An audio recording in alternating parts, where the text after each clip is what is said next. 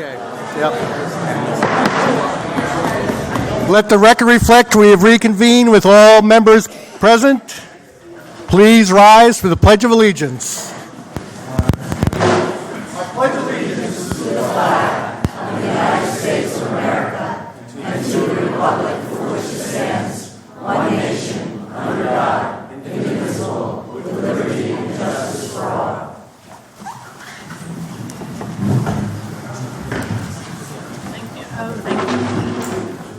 The pledge always sounds so much more powerful with children in the room, so thank you all.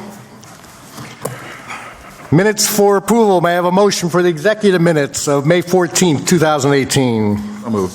Second. All in favor? Aye. A motion for the regular minutes of May 14th, 2018? So moved. Second. Any discussion, corrections, or changes? All in favor? Aye. Okay. Welcome all. It's nice to have a nice turnout here on a lovely evening. And it's not raining this moment, unlike the rest of the spring. I want to thank Pat Rowe, for our council president, for covering for me the last meeting when I was visiting my in-laws. So thank you very much. Welcome. I have a tough act to follow now to keep things moving on time. 50 minutes. Yes. So a couple of things, and before I come down below to make some presentations, we had once again a beautiful Memorial Day recognition. I want to thank Patriotic Celebrations Committee and the American Legion for putting together the parade and ceremony that every year brings out the true meaning of Memorial Day. And after 2 years of rein-ins, it was great to see the full impact of the dedication of these volunteers to make it work. And if you did not hear the poem that was read by one of the students at the ceremony, I recommend that you have a chance. It was quite something. I think I heard from multiple people we need to hear that every year. So hopefully we recorded that. If not, we may work. Carmela, we have to work on getting that recorded and posted. And Carmela, as council liaison to Patriotic Celebrations, I'm sure will deliver more on the celebration of Memorial Day. On May 22nd, we had the groundbreaking for Atlantic Rehabilitation Institute, and that is at Giralda Farms at the last lot in Madison, which is the corner of Madison Avenue and Lawanica. This will replace their current operation on Mount Kimball. For those of us that were in Madison for many, many years, remember that as All Souls Hospital.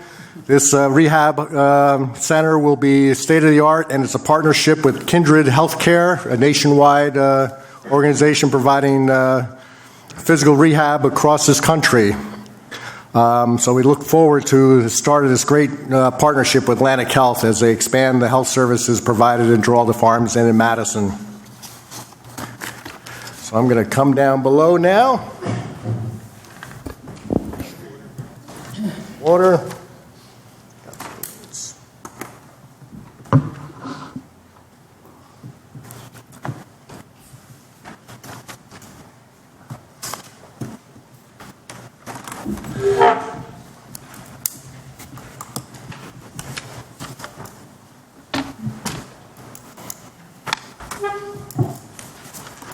Chief Natchison, please come forward.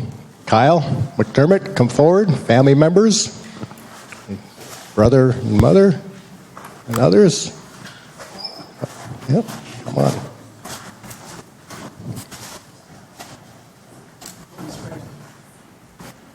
So the resolution making you official was already passed, and so but we're going to make you truly official at this moment. A little bit about Kyle, our newest officer.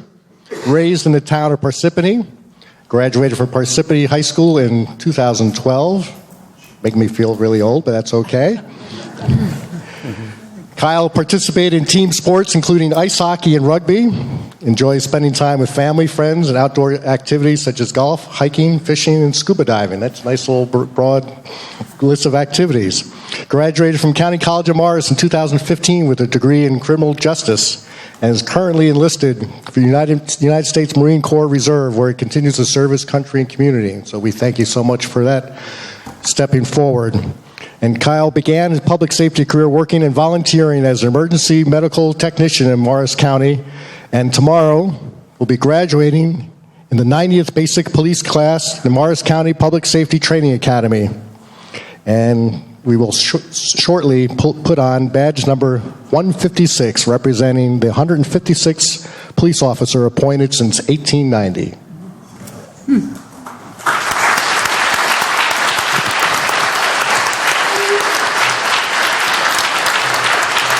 Hold that.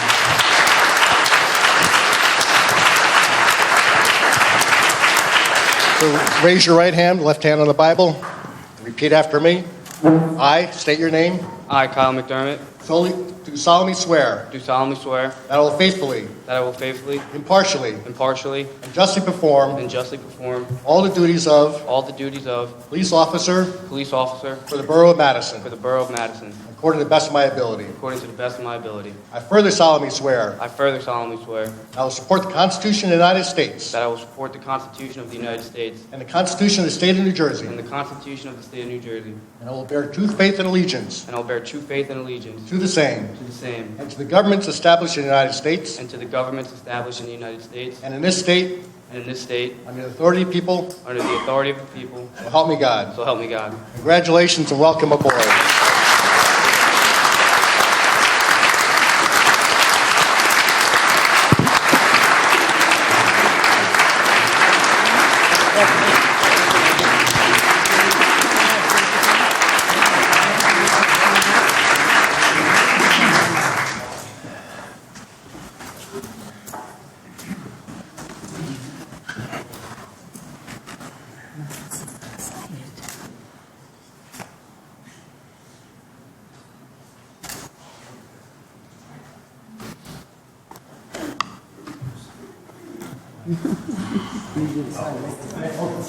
Shake your hand.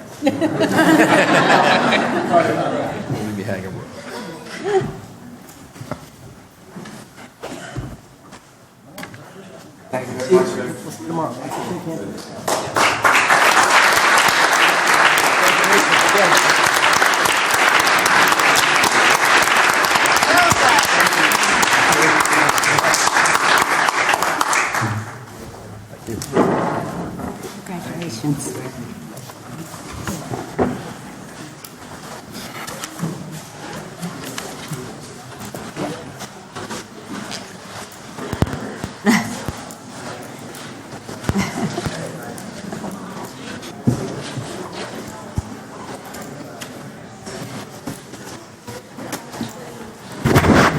Hey, Mayor, maybe you can announce there's some seats for people who are outside. Maybe you can announce people are standing there. I mean, now take seats. There's people outside who are now going to take seats. The seats have opened up now. There's Tom Harlan Curtis. Is he here? Yeah.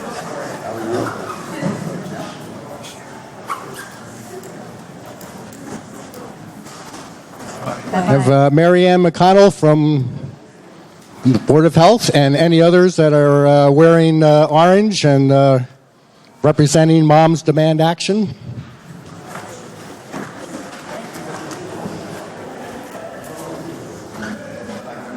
Hi, Joe.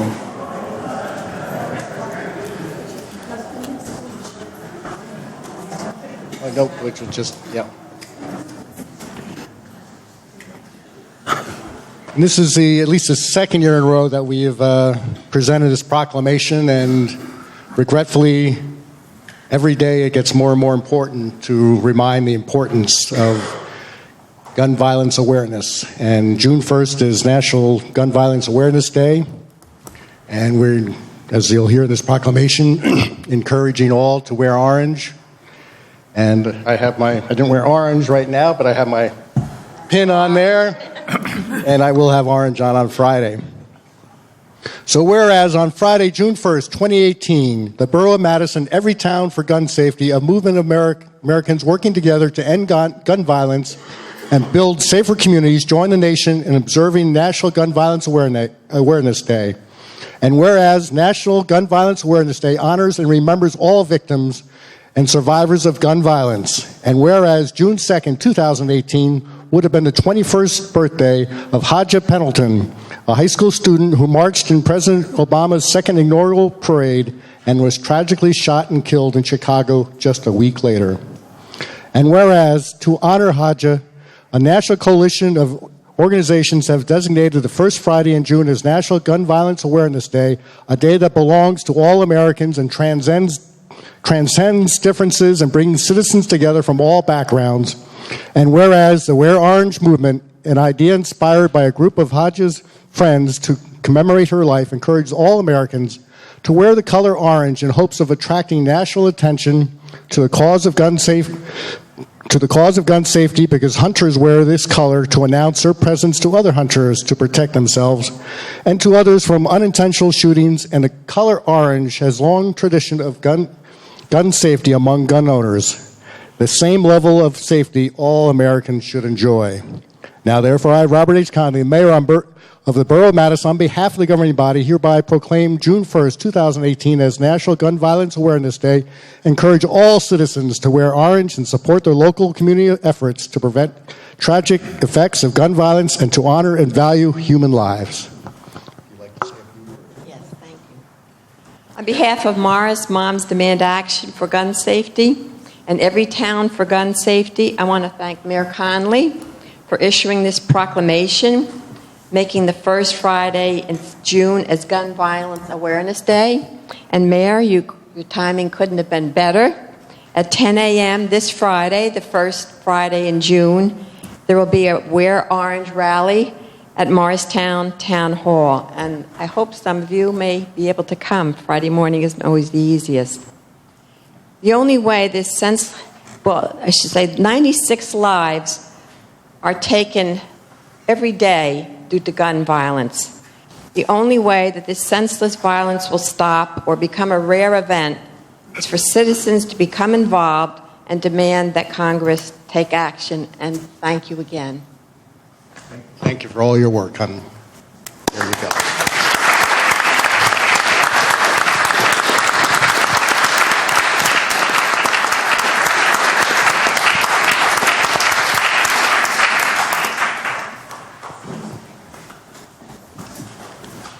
I think we have a few young playwriters in the audience. Please come forward, along with our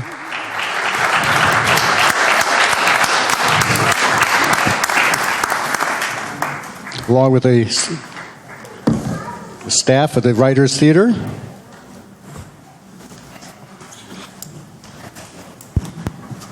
This is always one of the fun proclamations to do every year, to recognize the great work, not only the students right here, but the great tradition we've had in Madison with a partnership.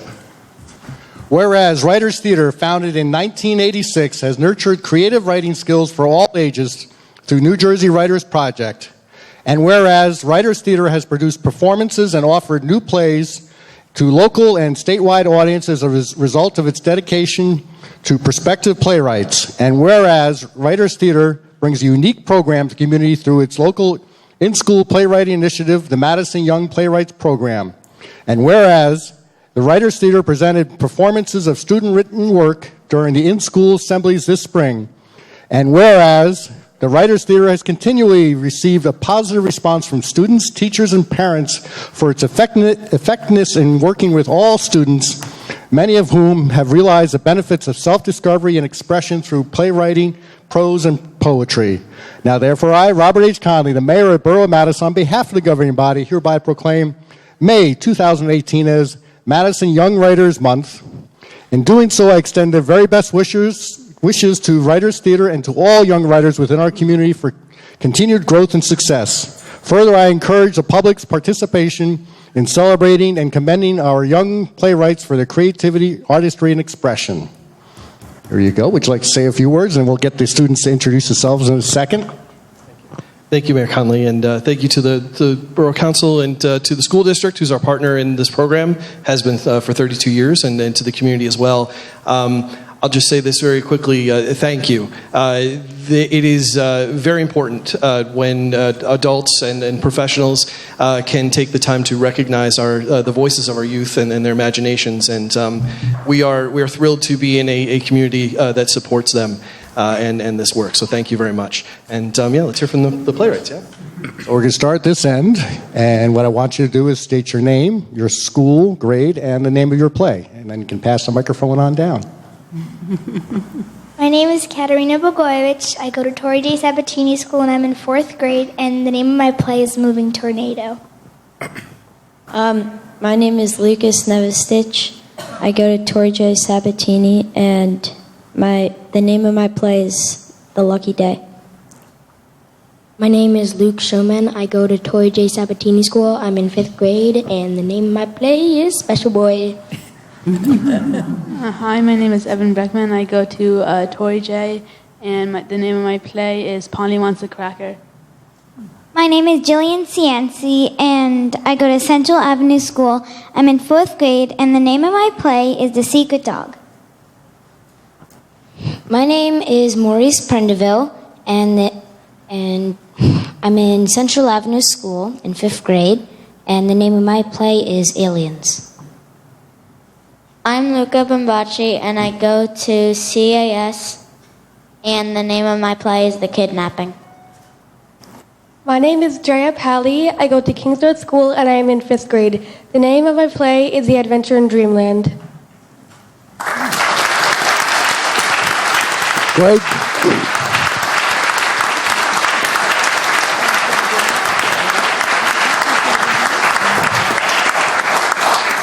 Thank you so much for coming down, and keep on writing.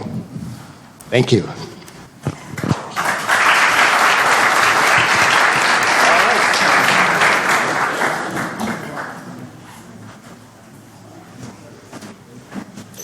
They need to go home. They're leaving. Nice meeting you. Nice seeing you. Oh, I'd like to see a lot more. Before you get too far out the door, though, we do have one more great presentation from the Central Avenue School. As many of you know, that the Environmental Commission sponsored the Green Vision Forum last month, and it was an opportunity for the students, not only in elementary schools, junior school, and the high school, but also of Drew University, to share their vision for a greener future.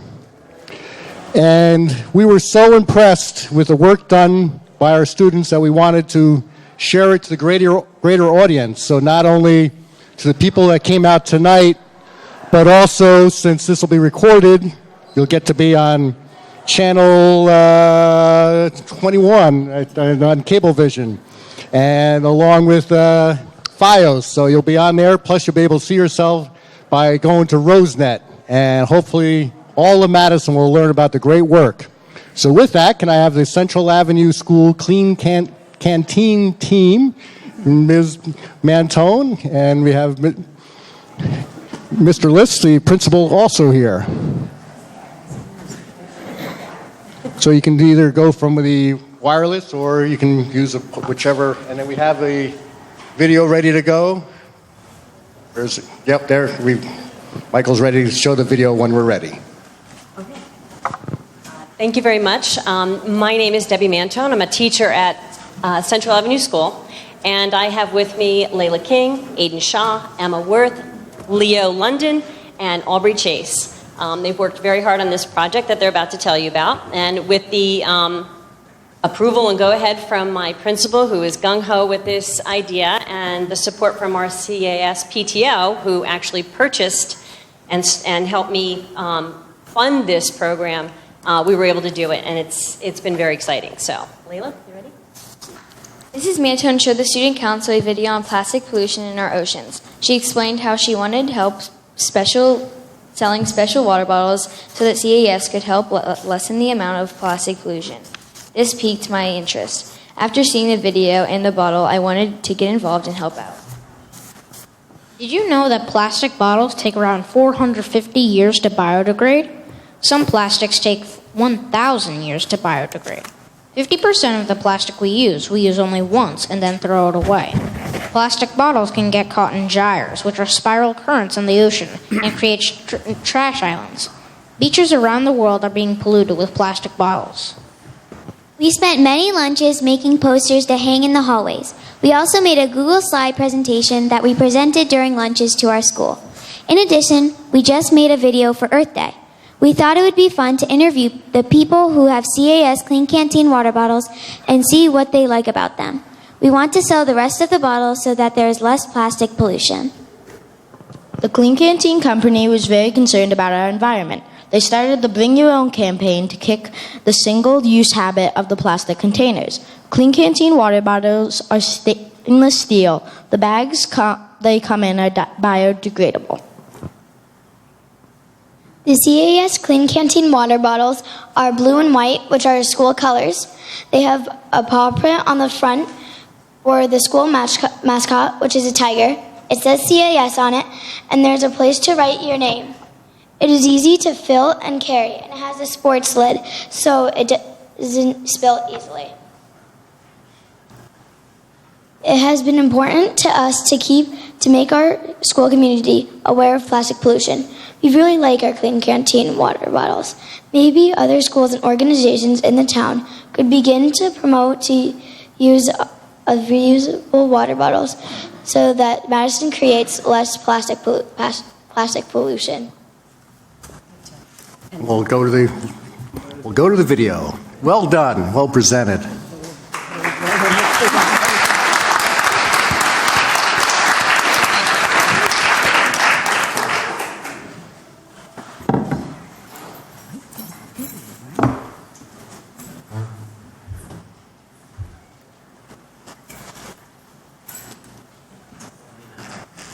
Warming up. Nope, there we go.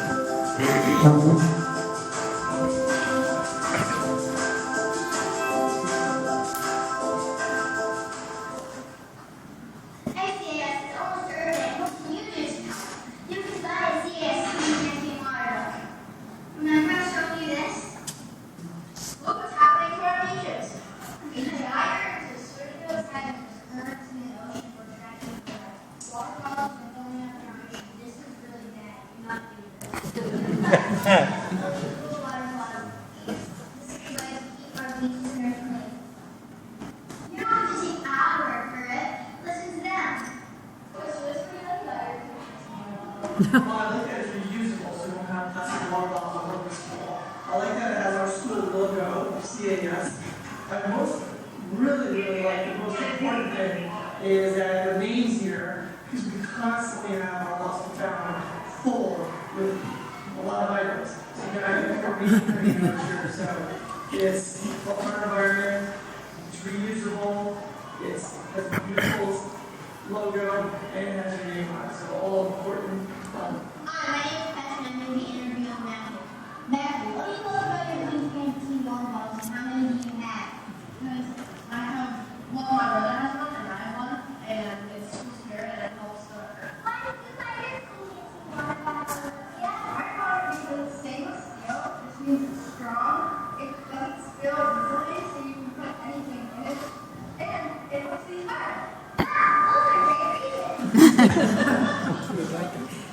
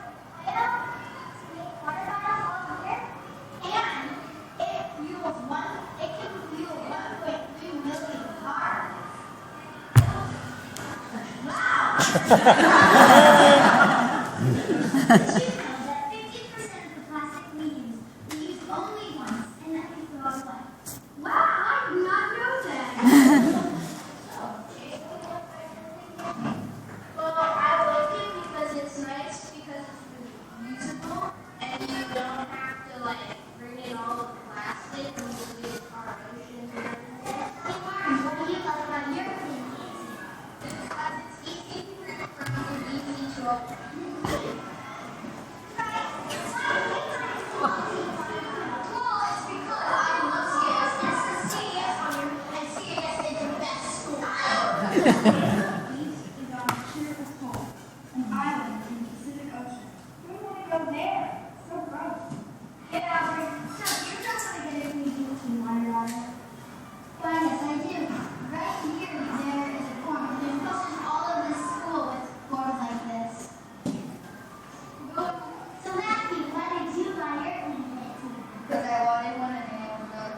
Is there another one?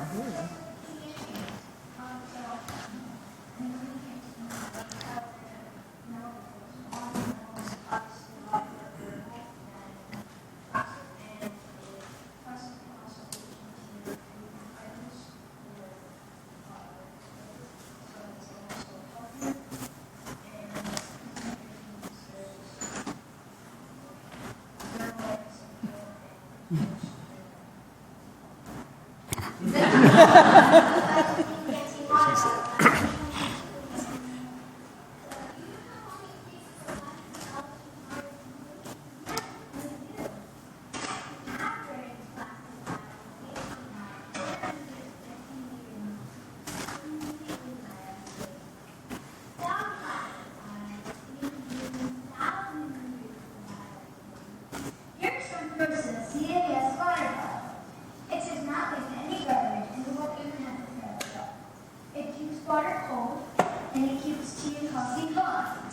And it's great for the environment because you don't need to throw it away and it won't go to our landfill. You can get a CAS water bottle with the paper ones right in the hallway. Buy a CAS water bottle. Plastic filled water sample. From the area of the Pacific Ocean and the eastern Marcus Pass. Oh, look, there's another poster here. Yay, I'm going to buy one. Yeah.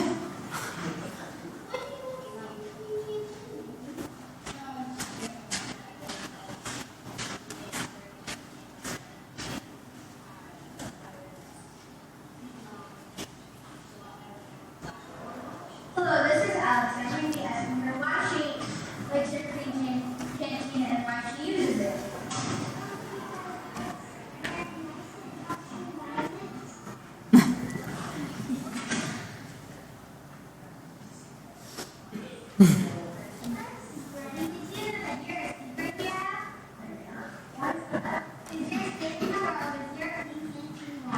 Love this clean canteen.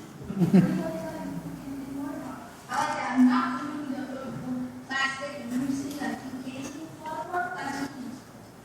I was thinking for about like 20 minutes and I was like, well, I want to know why CAS water bottle. Oh, there's no pumps and it's amazing. So go get a CAS water bottle right now.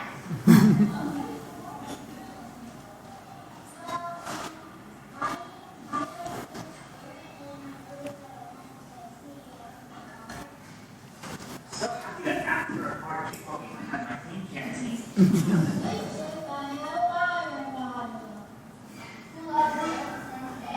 And you can get a clean canteen water bottle for $12.50. Happy birthday and thanks for watching.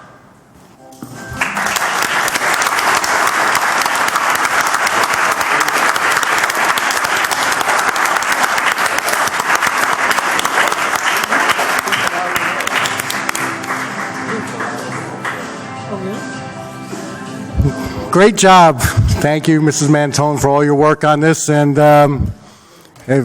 tremendous message, and we'll be looking forward to seeing some more infomercials from you guys, and whether it's single-use water bottles or plastic bags or the plastic straws getting a lot of attention. We've got to stop using that, so thanks for getting the message out. Well done. Up my Central Avenue school tomorrow, or just a canteen. Sounds good. We'll be there.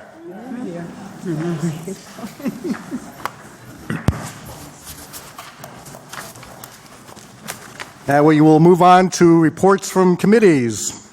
Health, Mr. Rowe. Thank you, Mr. Mayor. Tomorrow, our health inspectors will be performing the sanitary inspections at the farmers market, which will be opening.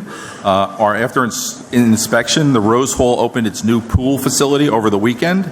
Our inspectors have educated the pool management about the new state requirements. Additionally, all residents are encouraged to address stagnant water issues on their property to avoid breeding mosquitoes. This is the time of the year when it gets hot and wet. Please empty things out. Please visit the health department page on RoseNet for additional important summertime safety tips. This includes skin cancer awareness, safe swimming, and Lyme disease prevention. And final notice on our upcoming clinics. We have one next Thursday, June 7th, for CMT blood testing.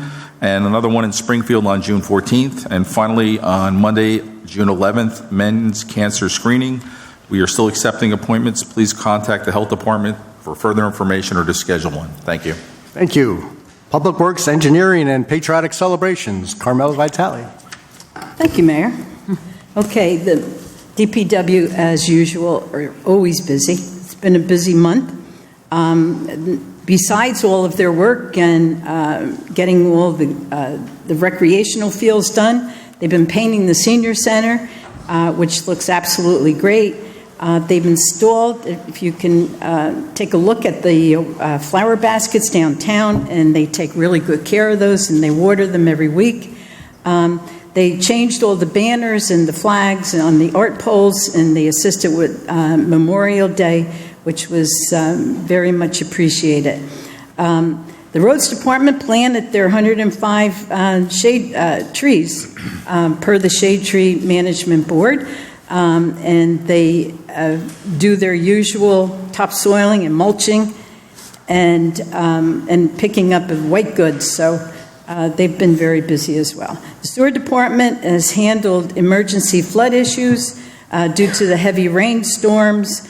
They investigated various residential sewerage blockage calls, and they're doing lots of miscellaneous markouts for PSE&G and repairing catch basins. From the Engineering Department, Public Service Electric and Gas Company has revised its plan to resurface half of Main Street in June. The initial NJDOT permit for this night work was issued in February 2017. Tilcon milled and repaved Barnsdale Road, Winding, and Keep Street last week. So that's all done. Cefelli & Son has completed several hundred feet of new curb and performed drainage improvements on Rosewood and Crestwood Drives, and that's getting ready to be milled and paved. The curb and drainage improvements on Kensington Road will be initiated next week. GeoMed contracting work on Central Avenue water main replacement will be complete by the end of May, and the cleanup of Summerhill Park is underway, which is very important. A pre-construction meeting for the Elmer Street sewer improvements was held last Thursday, and there's going to be new work on that storm sewer that's going to begin in June, and some of the work will be performed at night to minimize the traffic concerns. So notices will be going out for that. We continue our 2018 sanitary sewer cleaning with video and repair. Let me see, repair what? Okay. Contracts, okay. I couldn't find the word. Anyway, what I want to talk about next is I want to say a special thank you to the Patriotic Celebration Committee for their very hard work on the Memorial Day Parade and Remembrance to honor our military and the people who died to keep us free. I'm fortunate to be liaison to that committee, and I am able to see a group of Vietnam veterans and Korean veterans come together for months and plan this remembrance. As many situations like this, there are challenges, and this year there were quite a few, but this group just made adjustments because this was very important to them as former military. I invite anyone who has any suggestions and comments, please contact the committee. We also invite you to join the committee. They would appreciate new members. So I want to say it's an honor to work with these gentlemen. They're hardworking and very sincere. Thank you. Thank you. Finance Borough Clerk, Ms. Bailey. Thank you, Mayor. Just a brief message from the clerk's office. June 5th is the primary election. Polls will be open from 6 a.m. to 8 p.m. Residents should look for their sample ballots in the mail this week. They were mailed May 30th. Thank you, Mayor. Thank you. Public Safety, Mr. Wolkowitz. Thank you, Mayor. Last Wednesday, May 23rd, the Madison Fire Department celebrated its 137th anniversary. On this date in 1881, the Madison Hook and Ladder Company No. 1 was duly incorporated for the purpose of protecting life and property from fire in Madison, something they obviously continue to do very well. Also, from the fire department, on Friday, May 25th, the fire department participated in Madison High School's annual Day of Service program. 12 students from the high school were taught about fire safety and assisted fire personnel with maintenance chores at the firehouse. Students were allowed to put on firefighting gear, learn about and try some of the skills needed to be a firefighter, and it was explained to them what it would take for them to become a volunteer firefighter. Never missed an opportunity, right? I have no report this week from the police. Thank you. Community Affairs, Ms. Byrne. Thank you, Mayor. First, I think I owe you all an explanation about my interesting necklace. 25 years ago, I moved to Madison, and 5 years later, I became very, very ill. And Madison stepped up. I'm looking at people here in the audience that took care of my kids and my husband and me. And when I got better, I vowed that I would never get sick again. Obviously, that is not the case. I have severe spinal stenosis impeding on the spinal cord, and as many people know me, I am a little bit clumsy. So this collar is keeping me from accidentally breaking my own neck. The farmers market opens tomorrow, June 1st at 2 p.m., and yes, John Hoover will be there. Every year the market gets better, and this year will not be different. 3 farms, local produce, and many other offerings will be featured at the market. The popular concert series will be back in late June through August. Tomorrow would be a great day for a salad, and it's strawberry season. Do you need another excuse to go to the farmer's market? Market is at Central Avenue between Main Street and Cook, and the hours are 2 to 7. From the Recreation Advisory Committees, spring and summer sports are underway, and despite some rain, are going swimmingly. The committee will be working with the Open Space Committee on an update recreation plan.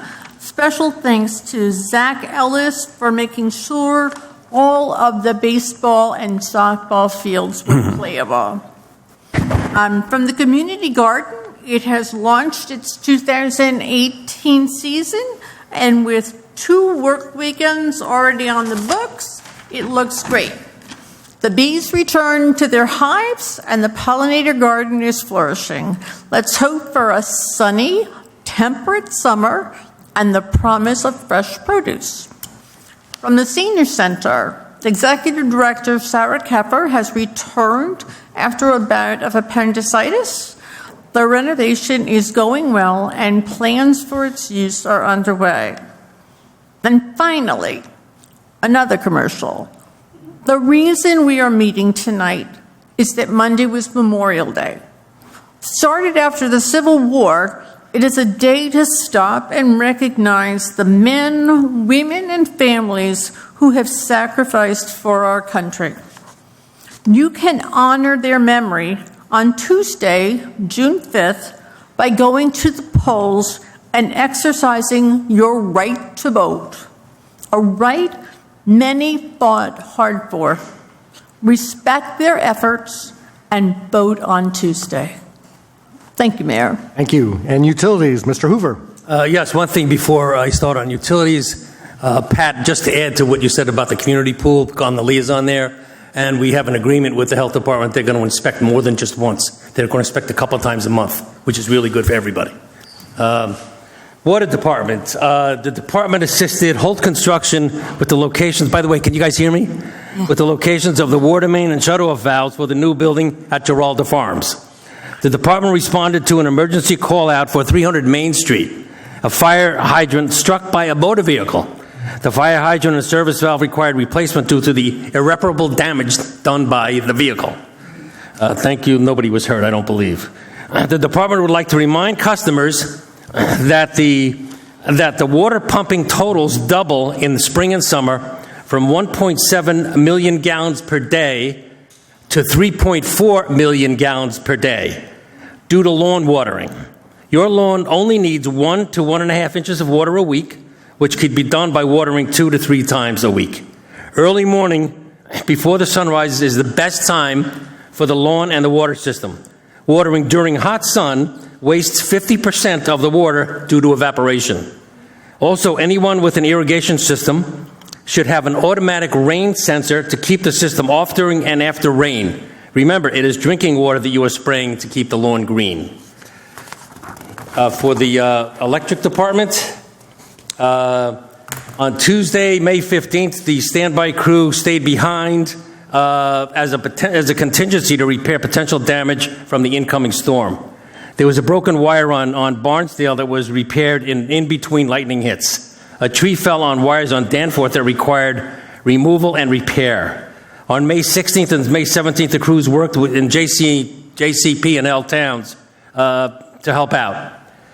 On May 23rd at 2:30 a.m., the standby crew was called out for a report of no power at Pomeroy Road and Sampson Avenue. Due to the rain, 3 branches pushed down the primary wire and tripped a few of line fuses. The crew had to cut the branches off the wires, off the lines, and had the power back at 5:45 a.m. The Kings Road post lights from Green to Green Village Road are now on. The crew is working on getting the next section of lights, Green Village Road to KRE, installed. The department is starting to plan out our pole line for our new customer, Atlantic Health, at Giralda Farms. The pole line will be on the west side of Lewanika Way. The first week of June, turf green tree experts will have a crew in town starting work on line clearance. That's all, Mayor. Thank you very much. And any communications or petitions? Yes, Mayor. Council received petitions dated May 24th, delivered by Virginia Hicks of Shady Lawn Drive regarding the proposed field at Fairleigh Dickinson University. An email dated May 25th from David Luber of Lawrence Way in support of Ordinance 26-2018. An email dated May 29th from Kathy Daly of West End Avenue regarding Ordinance 26-2018. And a letter dated May 29th from Daniel Horgan on behalf of Stephen McCann regarding Ordinance 26-2018. Thank you. And now we're on to our first of 2 invitations for discussion. This one has limitations, so for those that are not here regularly, please listen.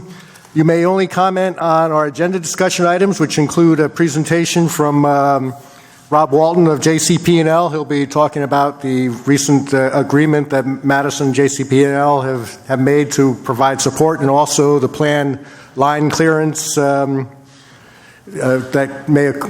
planned for this fall. We're also on the agenda discussion talking about street opening permits, and that's the concept of when a utility comes into town after we've repaved a road that they will have to get special permission. And then we'll also discuss the SALT, the charitable contribution law that was recently approved by the state of New Jersey.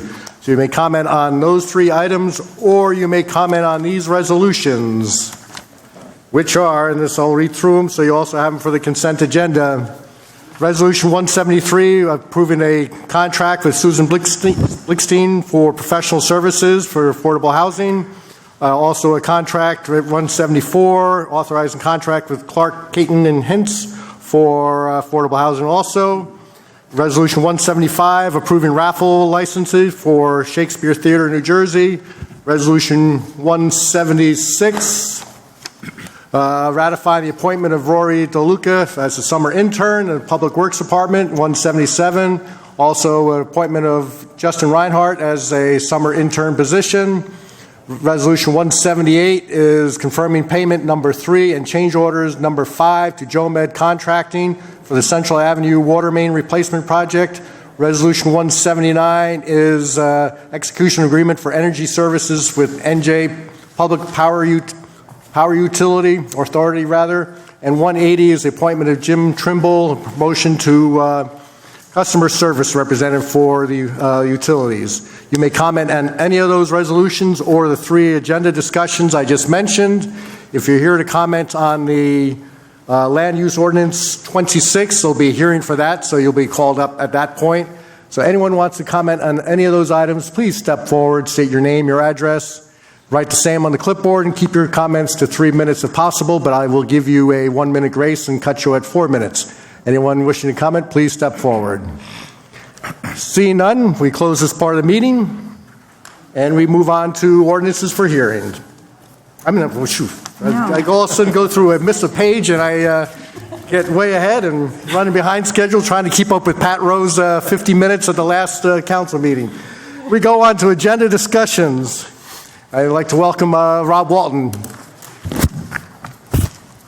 As he walks up here, Rob has been working very closely with Borough of Madison for quite a few years. I've probably known him since before I became mayor, and we have a great working relationship. And we learned during the storms earlier this year that sometimes communications don't work best during crisis time, and you get together afterwards and really work through things. So, Rob, welcome. Well, good evening, everyone. Again, Rob Walden, Jersey Central Power and Light. My office is at 52 Chatham Road in the city of Summit. Just wanted to stop in, and it's been a while since I've been to a council meeting. Thank the mayor and thank the governing body for sharing some of your utility workers with us during the March 7th storms. We had about 250,000 customers lose power on March 7th, which was right on the heels of the March 2nd storms. So we were able to get crews in for, I think, 2 or 3 days to come in, do work in and around the city of Summit, in and around Madison, with some of our neighbors restoring power, getting folks back up in lights. And following that storm, we reached an agreement to make the process a little smoother, which put into practice on May 15th when we had the storms come through. I think the next day you guys were free to send over crews for both the 16th and the 17th. It allowed us to send our crews to where the most damage had occurred, which was in North Morris, Warren, and Sussex County. So we really appreciate the help and the cooperation. One other thing to note, we have had repeated outages at the sewer plant that serves both you and Chatham Borough, all from tree limbs coming down onto the primary. Chatham Borough finally relented, allowed us to trim some of the branches. I think we took down some of the trees as well, and we've not had an outage since, and I don't think we'll have an outage there for a good long time. So good news on that end, too. I know you discussed, Mayor brought up when you introduced myself on the agenda tonight, the tree trimming that's planned along the 34-5 route that feeds into the substation coming from Summit into Madison. We're going to be doing that in the fall. This is the same tree trimming we've done every 4 years for as long as I'm sure any of us have memories of this. We've done it, again, every 4 years, trim back to maintain the clearances that were required to maintain by the BPU to ensure safe, reliable electricity for the good people of Madison. So with that, Mayor, I'm happy to take any questions or answer any concerns anyone might have. Questions from council? Carmela? Yeah. How are you? Fine, thanks. How are you? I'm good. Good. Thank you for coming to thank our guys. They're the best. Second best. I like Yeah. We know that. They're close. We know that. They're exceptional people. Yep. And it's an exceptional department. You mentioned briefly the tree trimming. That's going to be happening probably from Sampson Avenue down Kings Road. A few months ago, we had the opportunity to have one side of those railroad tracks pruned. It was supposed to be pruning.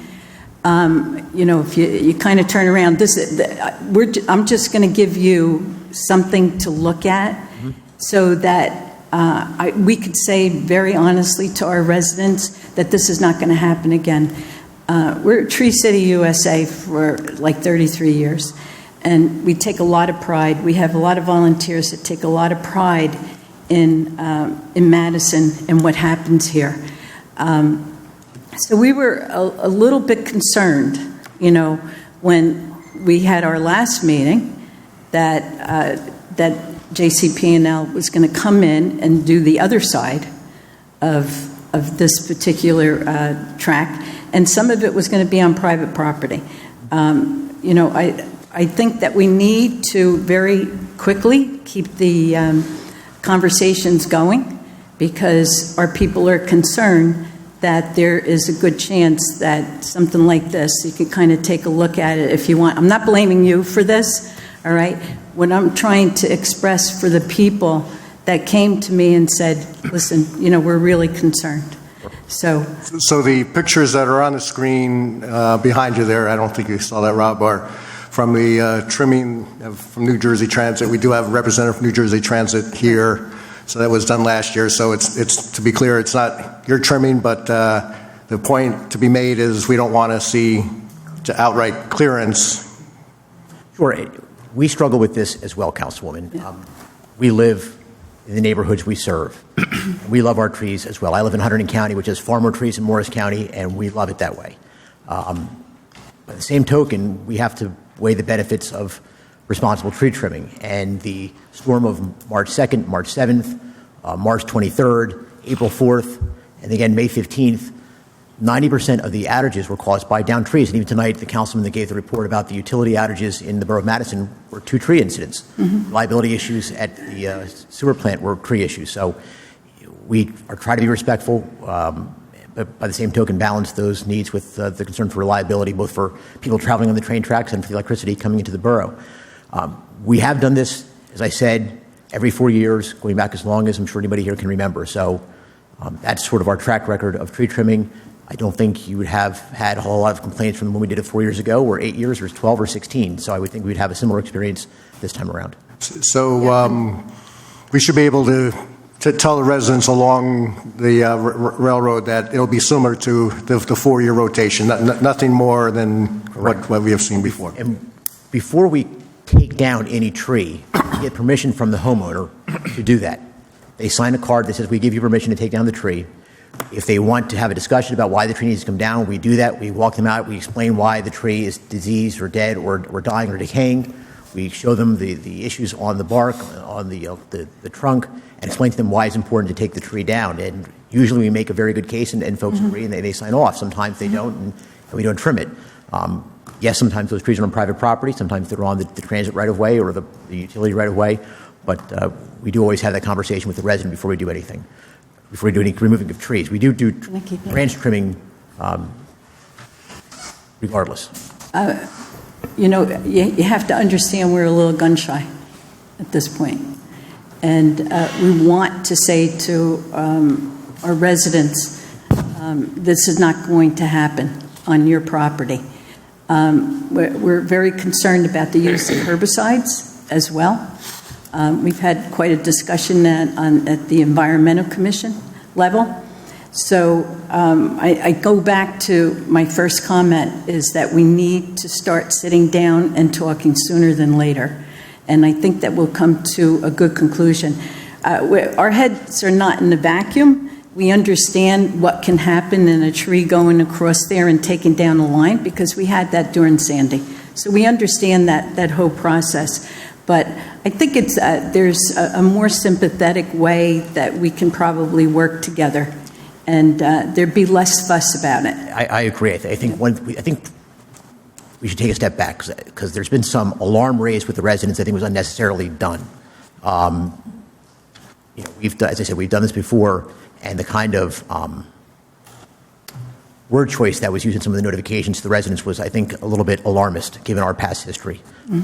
We send you the 2-month and 2-week notification. We'll redo that when we get closer to the fall, so you know ahead of time we're doing it. We're going to be sitting down with the borough again, with New Jersey Transit, with anybody you want to invite, Environmental Commission, Shade Tree Commission, and we'll have a good, thorough discussion about what we're going to trim. And if need be, we can go through the backyards of these residents and access these trees and look at it. There is an issue with going on the transit property. They require safety training for anybody to access on the right-of-way. But I'm sure if we have residents that have concerns, we can go through their front yard out to the back and take a look at the trees and have a good discussion with any resident who has concerns. Yeah. Thank you. Appreciate it. Maureen? I'd like to follow up on Carmela's point about herbicides and pesticides that are proposed to be sprayed in that area. Madison has one of the largest populations of the Indiana bat, which is on the endangered list. And the original proposed time to do this work would have been during the mating and raising of babies season. And from what I know, pesticides are not good for little bats. Not good for anybody.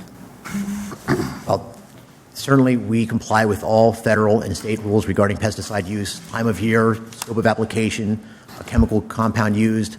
We have staff at JCP now right up the street in Morristown who are environmental scientists who live their life dealing with these regulations, and we comply with all of those rules necessary to maintain a safe environment. And just so everyone understands, Carmela alluded to it, the 2 feeder lines for the Borough of Madison come along the railroad tracks, and so the line clearance is to protect those lines. As we learned from the Halloween storm and then Sandy, all of Madison were out when trees came across those lines. And just as we do line clearance here in Madison, it is a balance of maintaining our great treescape and also being mindful of taking out trees that can take out lines because they're damaged. And so I think our goal is, as it has always been, is work in a partnership, because you control our 2 lines, and if they go down, we go down. And so we will work together to make sure that our partnership continues. And again, as you mentioned, now that we have our support agreement in place, that we can help out in small emergencies or large emergencies when we're taken care of locally, we're there for you. And that goes the other way, too. If you need our help, we have plenty of linemen to spare. We can come down to Madison and help you fix stuff. Thank you very much. Appreciate your time, Rob. Thanks for coming out. Thank you. Thank you. Street opening permits. Can take that, Mayor. Both the state of New Jersey and the county of Morris have a moratorium against issuing street opening permits for a 5-year period after a road under their jurisdiction has been paved.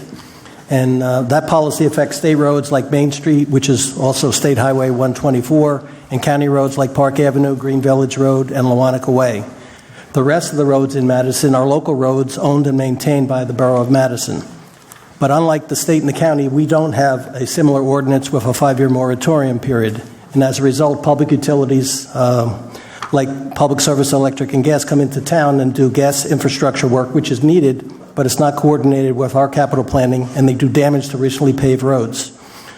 And then when they finish their work, they only repave the section that they disturbed, whereas when we did the work, we paved curb to curb. So it's a nicer finish for our residents and for the motoring and traveling public. In addition, because we don't have an ordinance, there's very little incentive for public service in particular to coordinate their capital planning with our capital planning. We give them years ahead a 5-year plan on the roads that we're projecting to do over the next 5-year period. They give us a plan from year to year, and usually in the middle of the year. So it's very difficult that we're out of sync with them. So there's an ordinance on tonight's agenda, Ordinance 36, which there's copies available, which will hopefully be introduced tonight, which will establish the same standards that the county and the state have, a 5-year moratorium for our roads, but it gives the governing body an ability to waive that requirement in the public interest if it makes sense to do so, but on the express condition that any repaving done by the utility, if they allow work within that 5-year period, that they have to do it curb to curb, not just a spot repair. And lastly, we think the ordinance, if it's introduced, will create an incentive for public service when we start rejecting their applications to do work in town to better coordinate their capital planning with ours. We're just trying to get their attention. We're not trying to be punitive, but we can't continue to pave our roads and they come in months later and rip up our roads. And if you're right on Green Avenue, you saw what they did on Main Street, that it was paved 2 years ago as a state highway. It's in terrible condition. We can't allow that to continue. This hopefully is a step in the right direction. So any questions or comments from the council? Okay, so this is Ordinance 36 that's listed for an introduction. Salt contribution, charitable contribution law, just to set the table a little bit, and I'll hand it off to Ray, that obviously people have been following on the new tax law that deductibility for your salt deductions has gone way down, and so New Jersey's been trying to address it. The state legislature and the governor signed a bill to allow donations for tax credits. If it works, we can't not be a part of it. If it doesn't work, we need to make sure we do the right thing. But there's a lot of things that have just happened recently, including the IRS getting ready to make an opinion on this. So with that. That was an excellent introduction, Mayor. The federal tax reform set a cap of $10,000 where there was no cap before, starting in 2018 through 2026. So for this tax year, the maximum deduction for your state and local your state taxes and your local property taxes is set at $10,000. And the state reacted to that, as the mayor alluded to, and they adopted legislation that the governor signed, allowing towns to set up charitable trust funds for payments by residents in the form of donations, and that's in dispute, to the town in lieu of paying a property tax payment in the equivalent amount.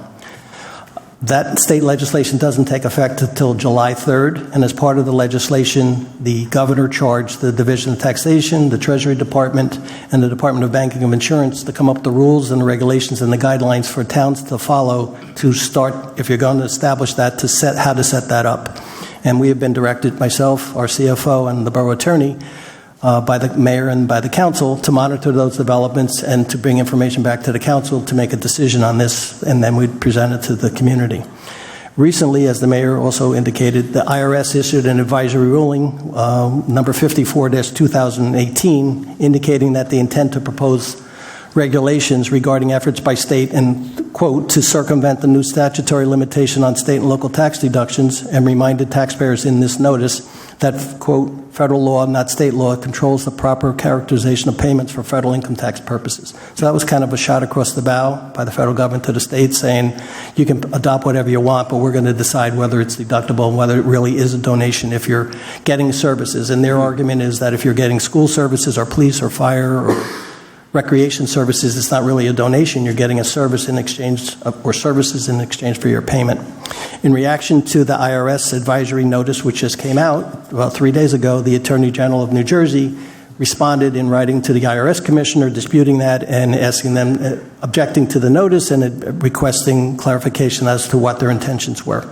So we'll continue to brief the governing body, and we'll do it in a public setting as more information develops. But right now, we're in this limbo period, waiting for the state to come up with the rules and waiting for IRS to issue their advisory notice to say what their regulations are. We believe the federal government will preempt, and Trump is a bad word, I guess, but will preempt the state rights in this area because they control the taxing authority. Thank you. Thank you. Any other comments or questions from the council? Pat? So for us, I guess the first time this really would impact us is August 1st, when the third quarter taxes are going to be due. We probably wouldn't be able to the state, we wouldn't be set up with our charitable trust in time to accept payments, and plus most of our payments come from two large mortgage servicers, CoreLogic and Wells Fargo, and they bundle payments. So the August 1st payment normally comes in early July, probably even before the state legislation takes effect. So, I think one of the things to keep in mind is the fact that people were allowed to do prepayments. And so they've reduced their tax liability for this year. So it may not be really, if it moves forward, really impactful until 2019. So we're going to need to, though, set up all these charitable trusts. We're also going to need to set up the mechanism for how people are going to pay it, both either if you pay directly your property taxes or if you're paying it through your mortgage company. Right. And I guess we'll also need some guidance from the state on how that will have to be done as well. Yes. That's the purpose of those rules by the Banking and Treasury and Division of Taxation. Okay. And is it possible for us to put a dollar figure on how much we're going to have to spend to get all this set up at some point? Because I assume it's not going to be free to change the programming that we currently have, even for the simple electronic payment that we currently provide. We don't have a quote yet from the Harris billing system, but it will be significant, and we'll also incur legal expenses to basically establish these entities. Okay. So we're saying really that we're probably going to have to target this for a January 1st implementation. Yep. And we don't need to be the leader out there. Okay. Figuring out how to make it. And then I guess the last thing is we're going to need to set it up so that legally we're not responsible if the IRS says that they're disallowing your charitable deduction, and people don't come back to us and say, well, you set this up. And everybody is opining that any ordinance resolution should specifically say that we're not providing tax advice. You need to consult with your own attorney or tax advisor. Because, again, you see what the IRS position is, and the Secretary of the Treasury said that it's hogwash doing this. So I think that there's a high likelihood that people might do this, but then they might end up having to deal with the IRS. There was a discussion at the mayor's conference I was at in April, and one of the things they did brought bring up there, if any town, whether it's Madison or anyone else, would be very wise to have a release signed by anyone, if it is set up, that any resident taking advantage of it signs a release saying they accept any potential tax liability that may come from a change of ruling or interpretation. Yeah, they don't want their charitable deduction back. Yeah. Thank you. Ben? Just to be clear about this, I'm assuming we're not going to spend any serious amount of money prior to the ruling of the IRS. I don't. Correct? I don't see I think two things: that we can't spend serious money until there's a whole lot more guidance from the state along with guidance from the IRS. Yeah. Okay. Thank you. Maureen?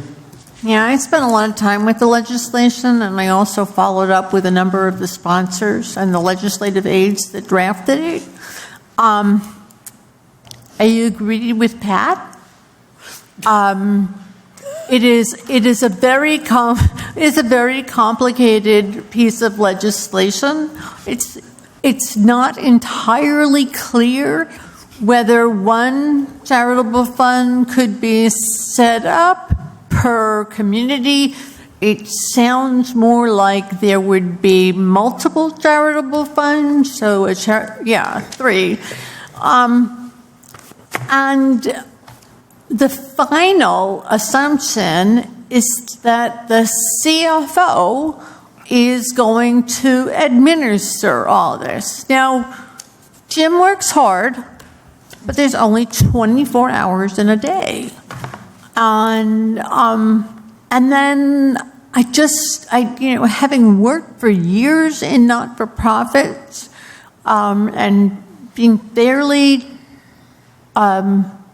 conversant in 501c3 and C4 legislation, this doesn't pass the test.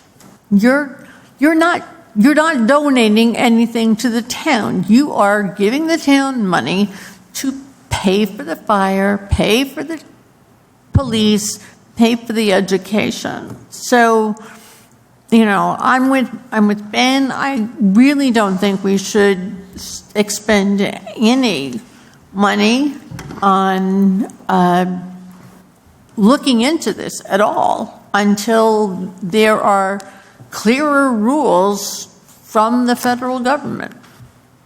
And Maureen just mentioned CFO. Jim, do you have anything to add at this point? No. Okay. Yes. So very clear baby steps, if any steps at all, while we see what happens in the state and IRS level. We move on to ordinance for hearing. Will the clerk please read the statement? Ordinance 26, 2018 was introduced at the council meeting of April the 23rd, 2018. All others were ordinances scheduled for hearing were introduced by title and passed on the first reading at a regular meeting of the council held on Monday, May 14th, 2018. All were posted and filed according to law, and copies were made available to the general public requesting same. I call up ordinances for second reading. Ask the clerk to read said ordinance by title. Ordinance 26, 2018, ordinance of the Borough of Madison amending Chapter 195 Land Development Ordinance for the Borough. All right, and before I open the hearing, I just want to make an announcement that there was a public notice that the planning board would have a quorum here, so we have members of the planning board, including Oscar Bailey and myself, and several in the audience. So this has been advertised. So planning board members may be getting up to speak. They will not be taking any formal action, but you could interpret that as a deliberation as they speak, and that will go back to the planning board at any time. Now, anyone that wants to comment on this ordinance, same rules as before. You have, please step up to lectern, state your name, your address. Try to keep your comments to 3 minutes. I will give you a 1 minute warning, but I will ask you to stop at 4 minutes. I have to be hard with that and consistent with respect to everyone's time.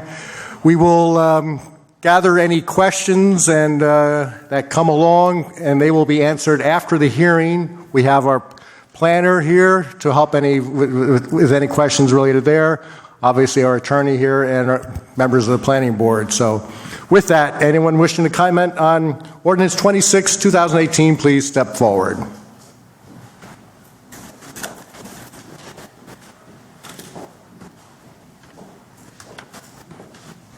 Hello, Jill Rhodes. I'm 78 Ridgedale Avenue. I'm also a member of the Historic Preservation Commission, although I'm here just as a Madison resident for this. I came tonight to urge the council to vote yes on this ordinance. I moved to Madison for a job, but I wound up staying for the community and the character of the town. I bought my house specifically for the neighborhood character, and that's now being lost as all around me I'm seeing homes torn down or lots divided to build houses that are only designed to maximize developer profit with the maximum footprint and minimum charm, and there's no consideration for fitting within the existing neighborhood. Lots are cleared of all trees, and massive characterless houses are being built.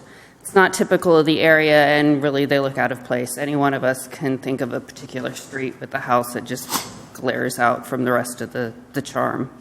I see the Northeast residential charm that's disappearing with these generic houses that are being built that really would fit in any Midwest suburb. I love our mixed neighborhoods. Each of these houses tells a story, from the historic salt boxes to the 1800s farmhouses, the Victorians, the 1920s town expansion, the Cape Cods that were built for the returning World War II veterans. Then you've got the ranches that were built in the 50s and 60s as their families expanded. Even the 1970s split-level houses mark a period in our history. And one common theme to all of these architectural styles, they're not oversized structures that are dominated by this huge garage frontscape. I think we're at risk of losing Madison's architectural history for the sake of developer profit. And I want to live in a town that values where it came from as much as where it's going. I know the modern era certainly needs to be represented within our housing stock, but I'd like to see more of an emphasis on thoughtful development. I'd like to see a mix of differently sized structures with the regional charm and character of the town represented, and not just as much square footage as can be squeezed into a lot with an oversized garage slapped on front. Madison is a great place to live, and it seems like you can build anything, anywhere, and it will sell eventually. I mean, if anything, I'd like to see an ordinance with more teeth that will address the teardown problem that's skewing the housing stock away from even upper middle class families. I'd like to see an ordinance or an amendment to better preserve what is here. All houses are contributing to Madison's history and Madison's story, not just the ones with the plaques on the front. Thank you. Thank you.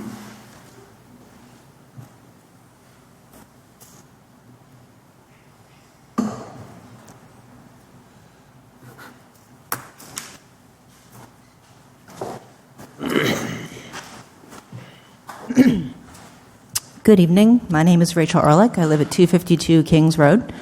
I was appointed to the planning board last year, but I'm here tonight as a Madison resident to speak about my personal concerns and urge the council to vote yes on Ordinance 26.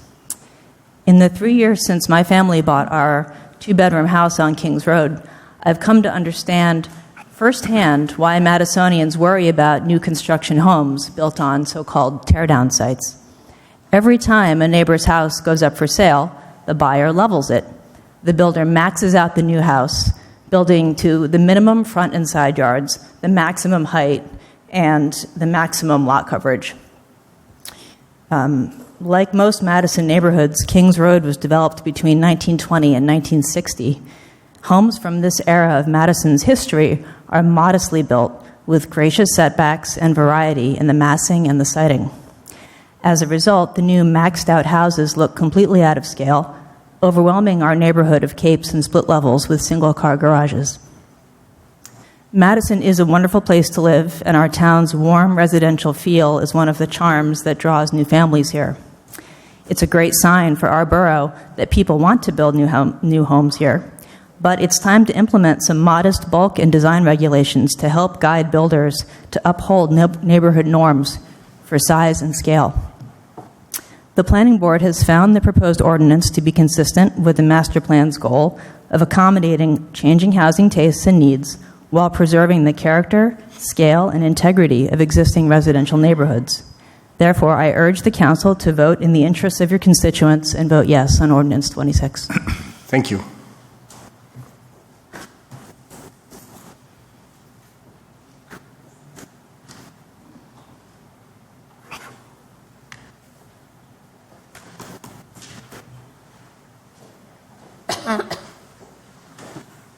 Mark Chirlanza, Greenwood Avenue. I'd like to ask the council to withdraw this consideration for this resolution. My initial characterization of this resolution was that it was unnecessary, due to mostly because we have a process in place already through the planning board and the zoning ordinances. After reconsidering my position on that, I think it's more characterized as maybe overregulation or overreaching, mostly because of the impact that it has on individual choice to have a certain style or home that the resident would like to either build or remodel. Secondly, I'd like you to withdraw because of the impact of exactly what was stated here, and that's the commercial impact that it would have, and possibly would impact developers coming into Madison and choosing this area to build certain market style homes that are attractive to people that are moving into this area. And that would impact, I think, the town financially. Revenue that it would either generate through tax rolls or through the influx of people that might be coming into town. I did a renovation myself on my home in an area that has certain style ranch houses, and after the completion of that, the town saw a benefit of a 50% tax increase. More money was coming into the town because of that renovation. Now that style of home that I put up may not be your style of home or somebody else's style of home, but I'm sure that when it's time for me to leave Madison, I'm sure the house will sell and people that will be moving in there will enjoy it as I am enjoying it now. So reconsider this resolution. Maybe it's overreaching. Maybe it's going too far, impacting on individual choice of the style, type of home that they would have, and the ability that they can do to make it their own, and also impacting potential commerce that it might bring to Madison. Thank you.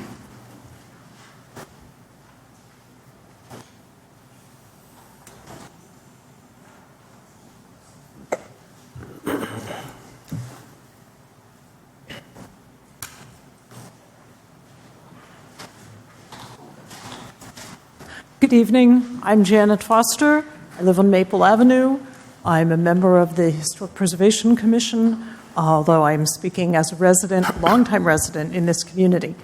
Zoning has been created, I believe we are now 101 years since the Supreme Court approved zoning.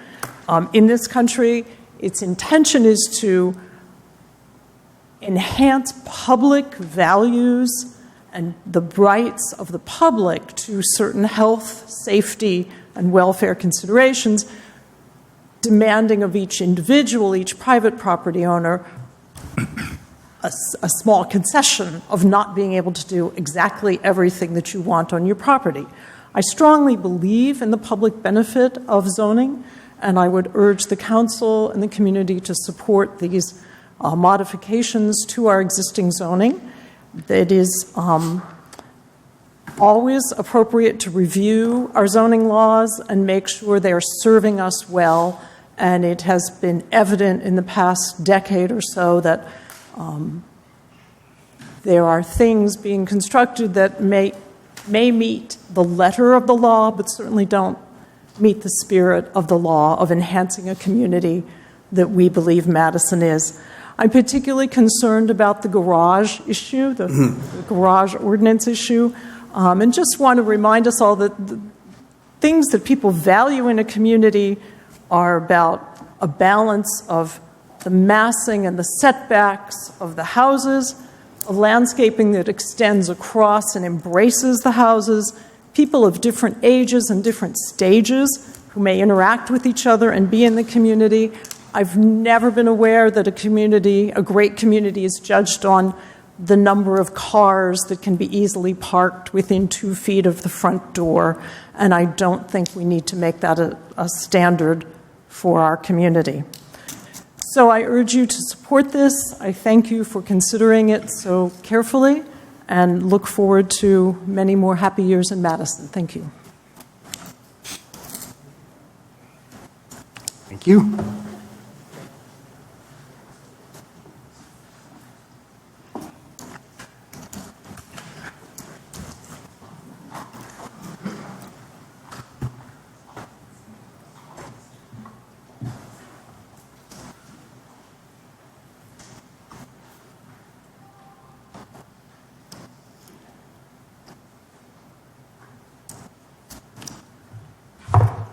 Good evening. My name's Andrew Clark. I'm not a resident of Madison, but I do quite a bit of work in town, and I'm a land surveyor and a civil engineer, so I actually help a lot of folks navigate all of these rules. So I may read these things and view them in a little different light than some people that are looking at this. I did read through the ordinance, the proposed ordinance, and I have a collection of questions. I'm not sure if this is the right forum for that or how that gets approached, but it does tie in a little bit with my general position about the ordinance. In general, I'm not really in favor of the ordinance as constructed. In particular, the items 195-32E2 and 3, I think present a challenge for a lot of homeowners in town. I'm not sure how much data was gathered in looking at this, but I spent a couple hours this afternoon just looking through on aerials and street view at just the R1 and the R2 zones. In the R1, with regards to the front-facing garages, because that's easy to see on those data sources, there's about 18% of the properties that are already non-conforming with regards to the front-facing garages in the R1. So that to me doesn't seem like a big issue. The R2 is a bigger issue. I counted about 200 homes out of about 800 in the R2 district. So right from the jump, you have about a quarter of the homes in that R2 district that are non-conforming out of the gate. The concern that brings for me is that I deal with homeowners who are trying to improve their homes in different ways, even putting a patio on or an addition, and it's unclear to me if their front-facing garage, which will now be non-conforming, would push them to a variance condition for an otherwise conforming project that they have that would be permitted. So that's a question I have as to how that would be treated. I didn't even look at the R3 and R4 zones, which I'm speculating there are a considerable percentage of those that will also be non-conforming in the sense of the garage arrangements. Essentially, this ordinance prohibits 2-car front-facing garages in those zones even, because you're limited to 14 feet in width. So we're basically saying we don't want any 2-car garages attached to the dwelling unless they're side or rear loaded. In those zones, it would be particularly difficult to do a side or rear loaded garage, 2-car garage on those properties because of lot coverage and other constraints that come into play, the setback for the driveways, the setback for the house, the width of the lots, and so forth. So I think this places an immediate burden on a significant number of residents and homeowners in the town. So that's a concern I have. Now, it shouldn't be a concern because it's going to bring me work. But I think it's something you all should consider in terms of passing this and the potential influx of variance applications that are going to end up landing at the zoning board's feet. So I have some concerns with that. 1 minute. Sure. The questions I have are with regards to the front-facing garages in the R1 and R2 zones. How do you treat a corner lot? That's not really clear in the ordinance. I think that should be cleared up. Some of these things I really think should be cleared up before this is approved formally, because the language is a little bit unclear as I read it, and I usually have to interpret these things. So how are corner lots treated? Is it a variance for a non-conforming condition that otherwise has a conforming application for permitting? Is the setback for the second story, if you have a 20-foot setback if you just set your house at 22 and a half feet, is that okay? Or if you set your house at 22 and a half, it still has to go another 2.5? Because I think that's a major burden on practical construction too, is having the second story stepped in. You have to deal with it different structurally. The roof lines are different. It adds cost.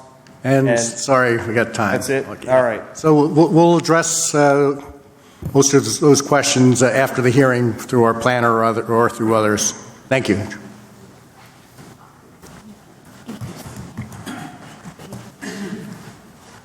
Hello, Mayor and Council. Tom Harlan-Putis, 27 Pomeroy Road.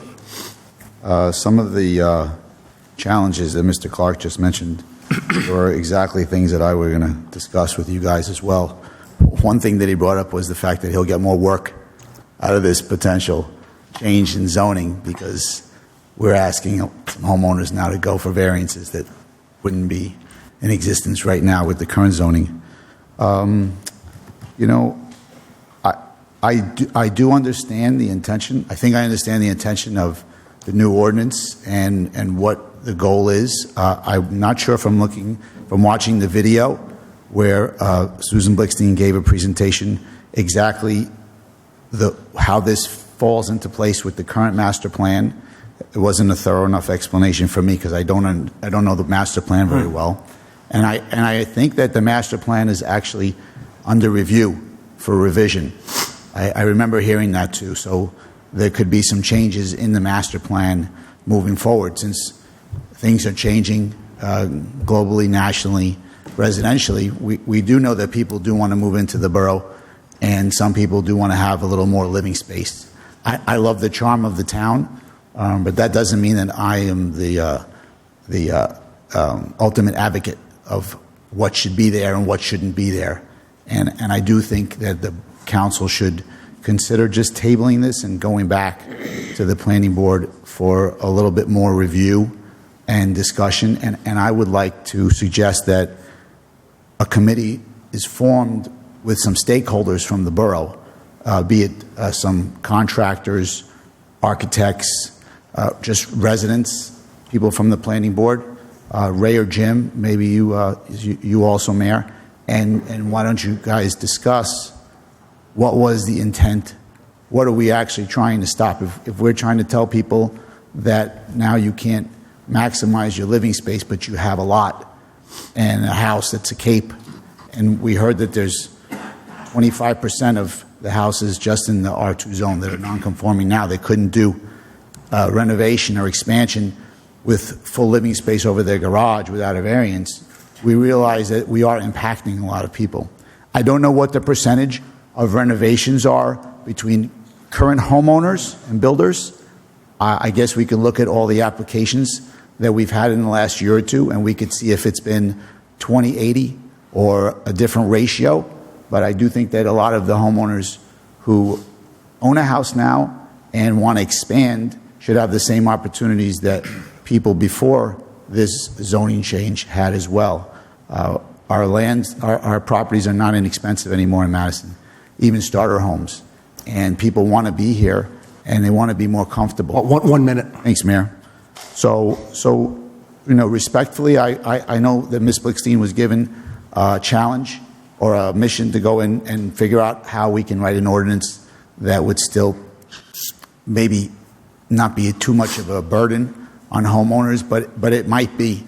And it should have some more review from all of you instead of just the way I understand it was introduced the last time read, and I don't know how much collaboration there was between council and there's a couple of planning board members on the council, but there still should be some more time given to it. It's a very big change in the current zoning ordinance.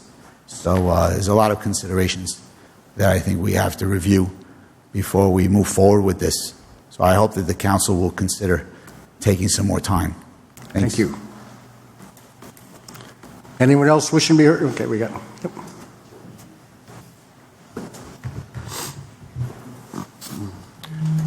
Good evening. I'm Steve McCann, 184 Green Avenue. I think the council and mayor know how I feel about this particular ordinance. I think I've inundated council and planning board with several, if not many, different planning reports. In addition, I've also retained a law firm, a prominent law firm that's very experienced in land use and municipality law, to review the ordinance and to do it on their own, if you will. I had very little involvement in it, and they submitted their letter and report to the council for your consideration.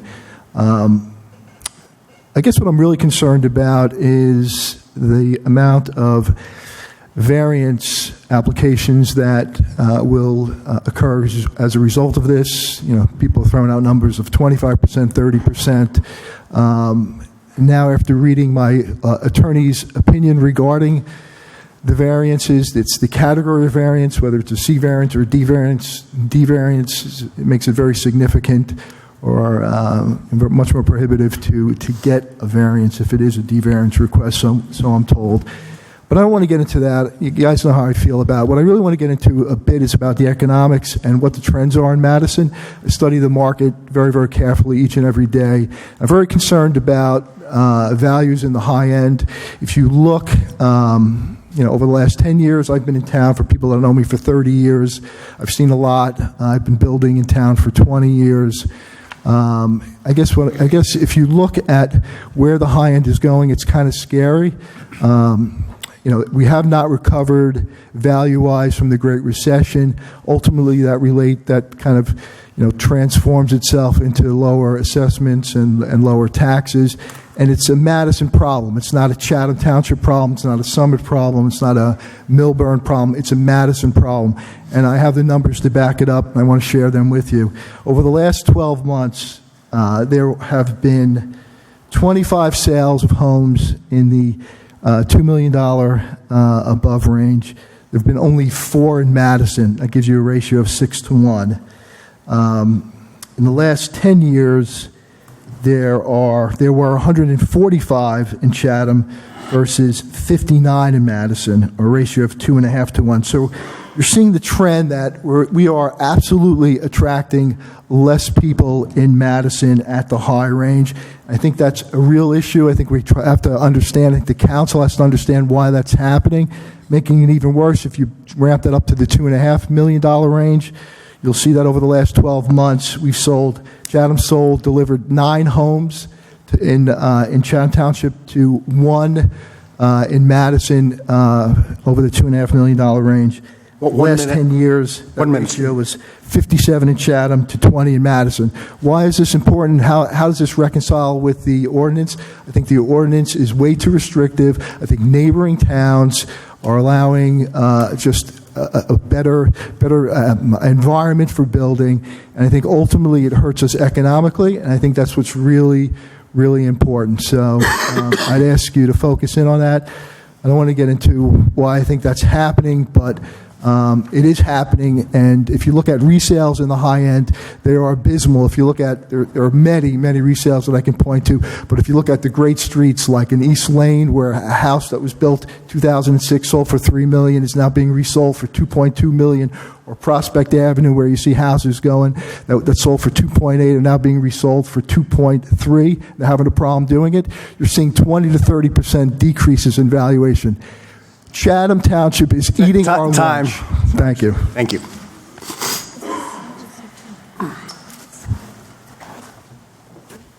Deborah Cohen, 4 Hoyt Street. I'm going to speak from the other end.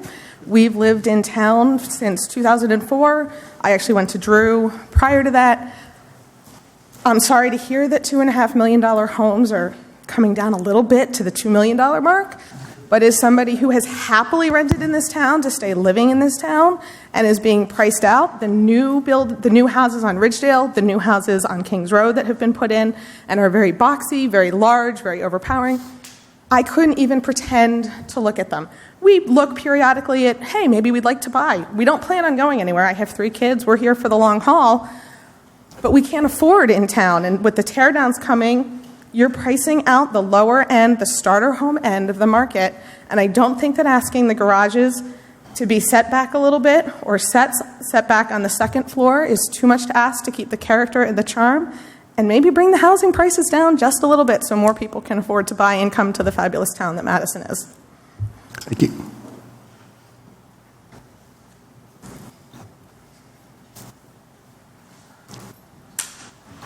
Anyone else wishing to be heard? Thank you. Richard Romano, 25 Ridgedale Avenue, Unit 12. This council does a whole lot of good work for the community, trying to weigh the various positive and negative attributes of all the items that come forward to you, from the utility department and so on, all the way on to the ordinances that we're seeing today.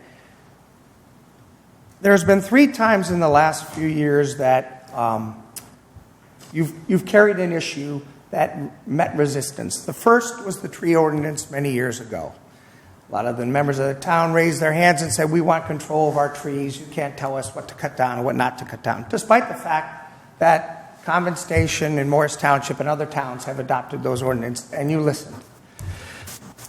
The 40 units that you wanted to propose over on the Civic Center site on Walnut Street, you listened to the community and you pulled the resolution. When Ray Cody was removed from office in a horrible and embarrassing fashion, you rectified that situation, and the community responded by removing the people in office who made those decisions. They're no longer here. This is an issue that impacts a lot of people in a lot of different ways. I'm the chairman of the Friends of the Train Station, preservation of historic since 1999. So for 20 years, I've been watching over the station and making sure that it's maintained and upheld to the highest of standards. I believe in restoration. I've restored several homes, including one on Green Avenue, which has gone down in value since I sold it by almost $1 million. I just ask you to stop a minute and breathe. Let's take a look and meet with people. Jeff Gertler had a bunch of us come together, and we talked about an ordinance a couple months ago. Well, actually, it was about a year ago. What happened to that group? What happened to the information that was gathered from that group?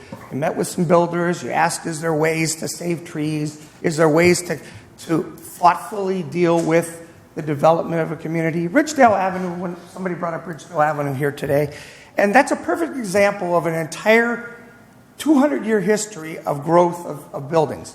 Salt boxes from the 1700s, the General Wayne apartments that helped the war. I think, Carmela, you lived there for a while. People returning from the war. There's a whole history of the town is on Ridgedale Avenue. Why don't you take a few minutes, bring people together that, like Jeff did, talk about it and see if there's a thoughtful way to do this. To put almost 20 to 30% of the people into a situation where they have to provide, get a variance or go to the zoning board just to put in a water heater just doesn't seem to be the right answer. I'm not sure what the answer is. If I had it, I'd offer it. But I think that more minds together probably could come up with a solution that 1 minute. that is more thoughtful and more reflective of the community. I would hate to see this become an issue that divides our community, and you get the people that want it and the people that don't, and then that becomes an election fodder for the next election. So please consider forming a committee, getting people together from all sides, and seeing what they have to say if they can come up with some solutions. Thank you. Thank you. Anyone else wish to be heard?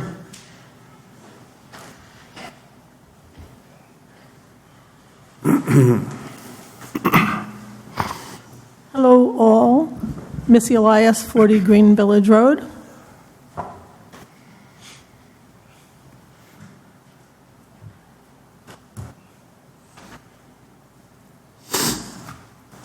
I came up tonight to respectfully ask you 2 questions with respect to the audience, and I know how much time and thought has gone into this. And my questions are similar to those of Andrew and Tom. So my first question is, knowing that this ordinance was introduced, I think, April 23rd, and I'm trying to make sure that I'm accurately understanding the goals of the ordinance. So, the way I see it is it's kind of in 2 pieces, a short-term goal and a long-term goal. And my question is, am I correct in these assumptions. In the short term, I think the goal of the ordinance is to disincent the growth of the construction or modification of existing homes into boxy houses. And in the long term, the goal is to determine how to best grow Madison's housing stock for the future and preserve the character of our various neighborhoods. So assuming that I'm correct in my assumptions as to the short and long-term goals of the ordinance, then going on into my second question, which is, and I am, for anybody who doesn't know, I am also a member of the zoning board, though I'm here in my personal capacity tonight. These are just my personal observations. Given that there is some number of undersized and irregularly shaped lots in our residential zones, as well as a number of what I will call peculiar circumstances inherited from past owners on, again, any number of properties, have we, the planning board, the council, or anybody else, actually looked at how the proposed solutions in terms of the changes to the garage placement and the grade and height changes, have we looked at how these proposed solutions in the ordinance will be effective in achieving the goals? And those are my questions for your consideration as you decide whether, to approve this tonight or move forward in another direction. Thank you. Thank you. Anyone else?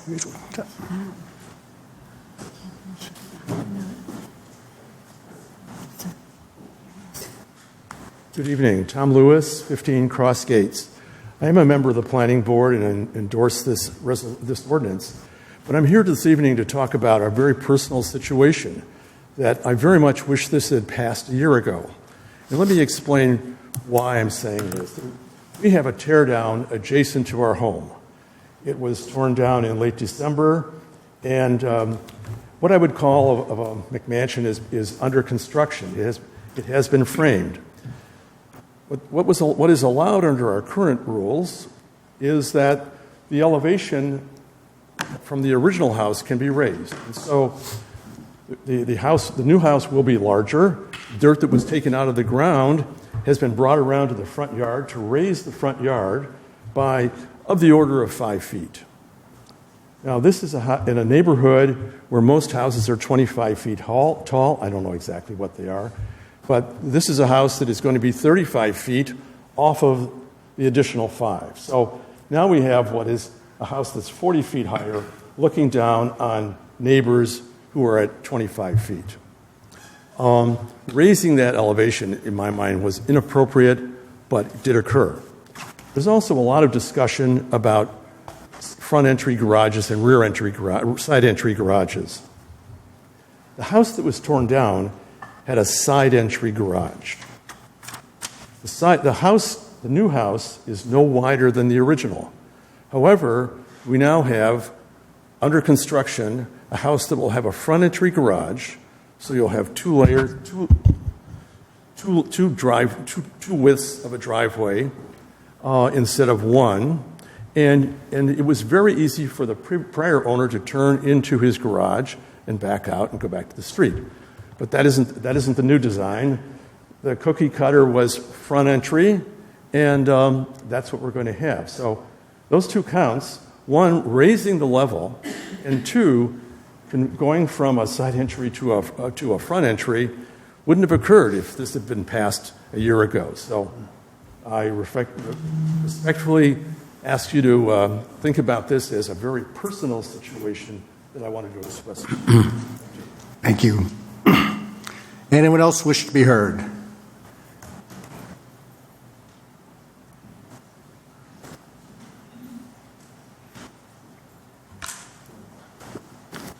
I also live on Cross Gates. I own a house. Name along with Yep, Michael Mack is here. Thank you. The two cross gates are owned, two cross gates. I just, from a thought process, I just want to let you know, I bought a house that was on a corner lot. And when I read the zoning and everything else, there's not a great level of clarity around it. I have a brother that lives in Chatham. They had some issues with front-facing garages, and they gave a credit of impervious coverage if, once they went to eliminating front-facing garages. I don't see any of that. I don't see great clarity around a lot of this. I understand the goal. I'm not a guy that loves big boxes either. My wife and I moved here from Hoboken. We bought two cross gates with the intent of making it work for our house, and one of the issues we had was a garage. And we had different levels of resistance. I had to pay for a lot of engineers, multiple other costs that were involved, and we finally just stopped. I was asked to go in front of the historic committee as well. I tried to comply with those things. And just from a community standpoint, what I want to share is that as you do have young families, people that can't afford many million-dollar homes, as you're speaking of, one of my closest friends, he's a bartender, lives on Park Avenue, okay? I understand, and that's one of the benefits of the community of Madison. Whereas I look at, my brother lives in Chatham, there's a lot of people that spend much greater levels on homes. So I think there is a balance there. But I think the level of regulation that you're putting on people today is going to hurt the community. And that's from a guy that's come out, looked at communities, lived here twice before. As a single person, moved, came back because it is a great community. But what I can't see and what I can't understand is that you're forcing issues to stop the boxes, but it doesn't seem well thought out. What I think you're going to do is you're going to hurt people that are trying to come to the community, trying to save a home, because I can tell you it's easier to tear down a home than save a home. So even if you force this onto people, they're going to figure out ways to just build it and meet their needs.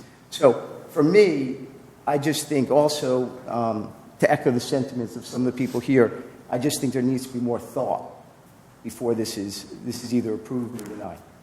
Thank you. Anyone else? Yes.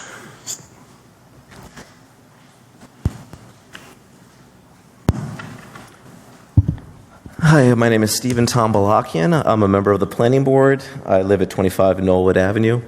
I've been on the Planning Board for about 10 years or so, give or take. And, a lot of thought has gone into this ordinance. I mean, the Planning Board spent quite a bit of time thinking about it, not just in the past year. Actually, we've been thinking about this for years. What happens with the Planning Board? Projects come before us, and they're permitted as of right. That's why they're before the Planning Board, not before the Zoning Board. And we learn things about how builders, subdividers, developers, they present plans and they show, well, your ordinance allows this. And we learn. We learn from them because they cleverly read our ordinance, and we learn from them. So what really brought this issue to a head was a subdivision on South Oak, where it's a beautiful, kind of a beautiful neighborhood. And there was an older home that a developer or builder bought, wanted to tear it down, subdivide it, and then he wanted to plant two nice houses. But the nice houses that he was proposing had two car-facing garages, street-facing, which was really kind of contrary to the neighborhood. And ordinarily, when applications come like this before the planning board, I can count the number of people that show up to our meetings on one hand, if even several fingers are removed. But the whole neighborhood came out, and they brought pictures, and they showed us, look, this doesn't fit in our neighborhood. And I'm telling you, on the 10 years I've been on the planning board, we've denied one project, and that was the one project we denied. Of course, there's a happy ending. The builder came back with a more moderate concept, which was approved, I believe, unanimously. But what we learned from that is that our ordinance is not perfect. We learn, we evolve. And what we were finding is that homes were being torn down, and builders were, as they are legally entitled to do, maximizing what they were building on their properties. And that was hurting neighbors. It was hurting the neighborhoods. It was hurting the charm of Madison. So we thought about what can we do short of, and we studied what happens in Milburn and Summit, other towns where there's no problem with wealth in those towns. And we learned that those towns have very restrictive ordinances that require floor area ratios, which is so cumbersome. I don't want to get into it, but it would require mathematics and architects. It would make every variance application cumbersome. So what we thought to do was do it in this way, where if you decide to sell your home and tear it down, somebody wants to tear it down, you comply with this ordinance. If you can't comply with this ordinance, if you cannot have a rear or side loaded garage, then you get a variance because you can prove it, because you have a hardship. But if you have a home and it has a front-facing garage, you're going to keep your garage. You're going to enjoy your garage. Nobody's telling you have to get rid of your garage or move it. Your grandfather. What this is intended to do is prevent tear-downs, which then plant houses which don't fit in the neighborhoods. We thought long and hard about this. That's why we distinguish between R1, R2, R3. And we've been thinking about this for years. It came to fruition. I strongly encourage the council to adopt this. We thought long and hard about it. It's been thought about. And this is, we believe, is the best way to go. Thank you. Thank you. Anyone else wish to be heard? Seeing none, I close the hearing. Start with a motion, and then we'll address some of these questions and obviously comments. Mayor, I move ordinance 26-2018. A second. All right, we had a couple of questions that came up, and Susan, I don't know if you can address some of them. While you're walking up, I just want to clarify one that was left hanging there, which was if you needed to replace your water heater and you had a front-facing garage, it would cause a problem. This does not get in the way of typical building permits. You can do your water heater, you can do your roof. This is when you want to change your house in a expansion manner. So just to clarify that, and we'll clarify some others as from Susan and. So I'll try to address them in the order that I scribbled them down. So I'll do my best to touch on everything. But Andrew Clark and the speaker who followed him raised the concern about how existing non-conforming front-facing garages would be treated. And if you are proposing an addition to your home that otherwise does not trigger ordinance relief for other reasons, and you're not changing your garage, so if you're adding volume over your garage, but the garage itself is unchanged, that does not trigger a variance, okay, to be perfectly clear. Because that would be, I would be concerned about that. And so I'm glad that that question was asked in the specific way that it was. In terms of whether it's a C or D variance, Mr. McCann, these would be C variances, bulk variances. The reason that matters is that the standard of relief for a C variance is lower than for, in the state law, what's called a D variance. If the borough were to enact and go towards a floor area ratio ordinance, and there are actually communities that not only regulate floor area, but they regulate floor area for different styles of homes. This is happening now in communities not far from here. Those regulations trigger what's called a D variance, and that does require calculations of floor area, a definition that has to be understood and enforced. You know, how are you going to treat stairwells? How are you going to treat cathedral ceilings? What counts as residential floor area? To what extent do you count attics? What happens if somebody converts an attic? What if somebody converts a basement? And so on and so forth. There are a lot of issues associated with regulating residential floor area. And any relief from that requires expert testimony. I, in other communities, am retained to argue on occasion when proposed projects exceed the floor area ratio. So there are additional expenses and justifications that have to be made for that type of relief. I will say that in terms of the interpretation of the kind of goals and intent of the ordinance around both kind of boxy homes, so homes that are built out to the maximum parameters overall, and the concern about what I consider context. So preserving character is a lot about understanding a house, not just from the inside out, how it works from the developer or architect's perspective, but how it fits in and relates to surrounding properties and the neighborhood in which it is located. And I agree that this ordinance is trying to address both of those things.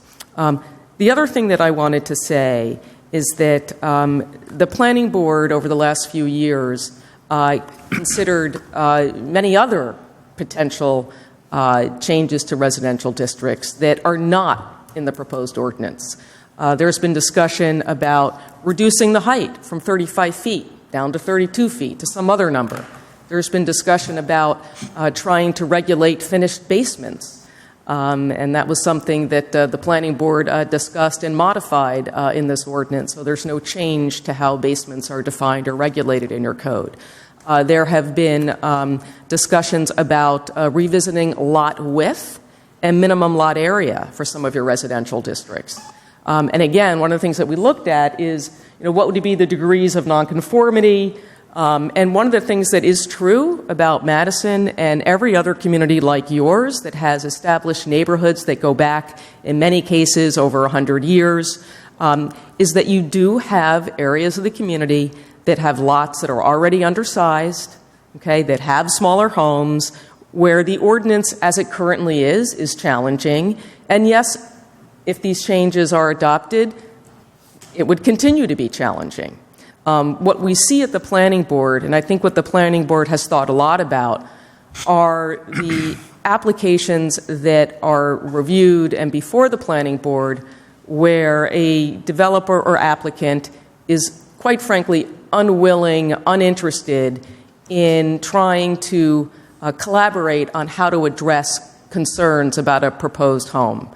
And what we hear is that this meets the ordinance. This meets the ordinance. We don't have to do anything else. This meets the ordinance. So I think that if I look over the last 7 or 8 years, Mr. Tombalakian referred to a subdivision, a recent one on South Oak Court, but there have been subdivisions in various parts of the borough in which this has been a challenge in trying to address the concerns of neighbors who are coming to the hearings, who are seeing what's proposed, who have questions about how close the addition or the new home is to a property line, why this is allowed or that is allowed.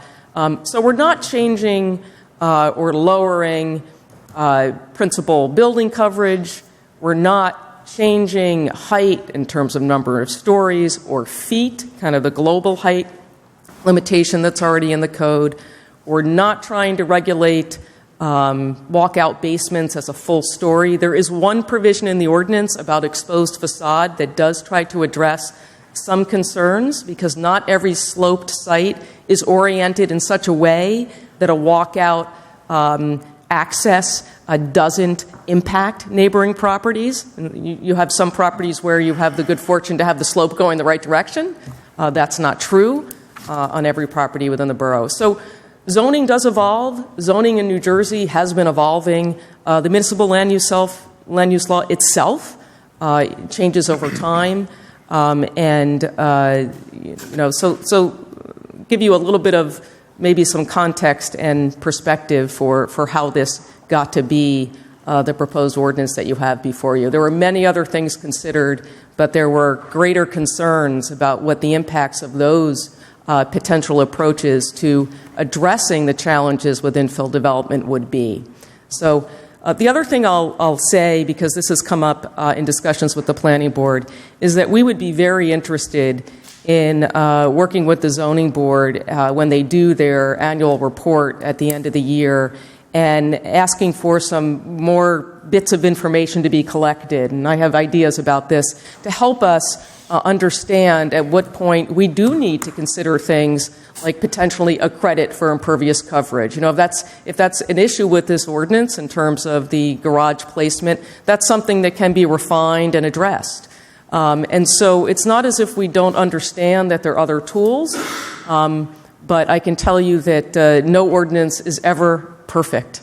This is the reality of zoning. To wait for the perfect ordinance, we'd be here. I don't even want to think about how long we'd be here. But these are issues that go back 10 years in your master plan, these concerns. So that's what my best, I think, way of addressing the major concerns that were brought up.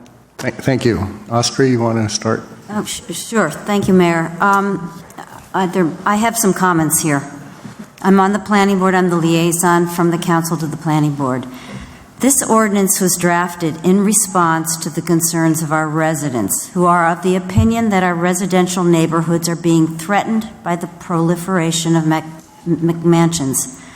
Moreover, the Borough Master Plan and the subsequent re-examination reports also state that this issue should be examined. The primary objective of Ordinance 26-2018 is to curtail the building of oversized houses on tear-down sites by requiring second-floor setbacks in R1 and R2 zones and requiring a minor setback for front-facing garages in the R3 and R4 zones. After both research and discussion with our planner, Dr. Susan Blickstein, the Planning Board unanimously found the proposed changes to the zoning code to be consistent with the master plan and recommends to the Council that these be adopted. As part of the analysis, as you've heard from Dr. Blickstein, the Planning Board did look at floor area ratio. That, as its name suggests, this approach sets maximum ratio of house size to house lot. However, in a memo dated to the Planning Board and to the Council May 7th from Dr. Blickstein and an email dated May 9th from Mr. Sal Alfieri, a land use attorney from the Office of our Municipal Attorney, they both noted several drawbacks to this approach. One, it's going to be very costly to the homeowner. Two, it's going to be hard for the municipality to keep track of. It will be an enforcement burden. So frankly, the Planning Board's objective was to identify the simplest solution to a problem of overbuilt lots. Zoning and municipal land use planning, as you heard from Dr. Blickstein, they're not precise or clear-cut. First, you start with different residential and commercial zones, each with their own standards, their own dimensions, and requirements. Often the lots are irregular and non-conforming to the standards set. So, for example, picture many of our cul-de-sacs with their pie-shaped lots. They're not going to conform to what the zoning dimensions are. The Zoning Board of Adjustment was created by municipalities to address these inconsistencies and actually help the homeowner to utilize their properties as they desire. Whatever approach is adopted, there will always be houses predating any change that will be non-conforming with any adjustments that result from new ordinances. A busy zoning board is a good thing. It means the residents find Madison a desirable place to live and they're investing in their homes. The volunteers who make up our zoning board have completed a land use course and often have professional and/or extensive volunteer experience in this area, which makes them capable of assisting our residents to make changes they wish while being consistent with the objectives of zoning. Ordinance 26-2018 will not impact a homeowner's right to apply for a new addition or modification to their home. If the addition is non-conforming to the zone regulations, the homeowner will have to come before the zoning board to request a variance. A front-facing garage will not impact that process. This ordinance is about minor adjustments to the placement of front-facing garages. This ordinance does not discuss the volume above a garage, nor does it discuss building a second story above a garage. If a resident wants to build an addition over a front-facing garage and that garage maintains the property's setbacks, it can be built without a variance. The Planning Board will also hear cases, but it has the statutory responsibility to create and update the master plan and recommend zoning changes to the Borough Council. Recommendations for zoning changes often come from the Zoning Board of Adjustment in their annual report. And I want to emphasize that Ordinance 26-2018 will be reviewed by the Zoning Board, and it will come back to the Planning Board so we can make sure we're doing the right thing for our neighbors. Ordinance 26-2018 will not diminish the value of your property, nor does it identify front-facing garages as ugly, as some people have said. The Planning Board is responding to our residents' concerns that new construction is not in keeping with the scale and size of our neighborhoods.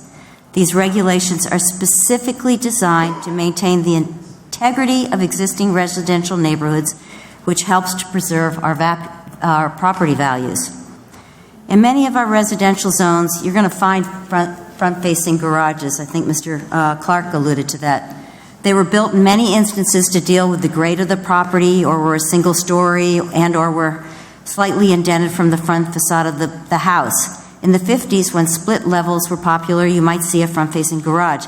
But the point I want to make is that the garage is in proportion to the rest of the house.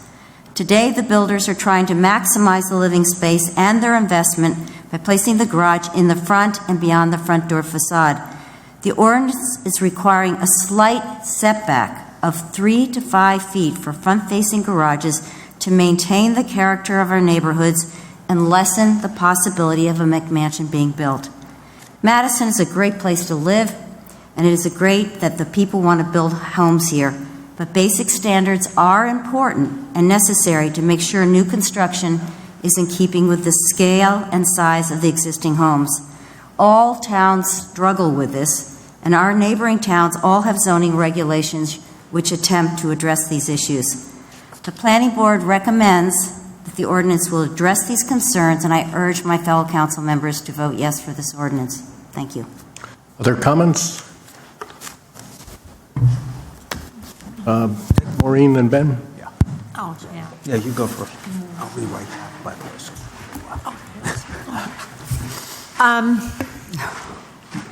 Contrary to what people are hearing, this isn't new.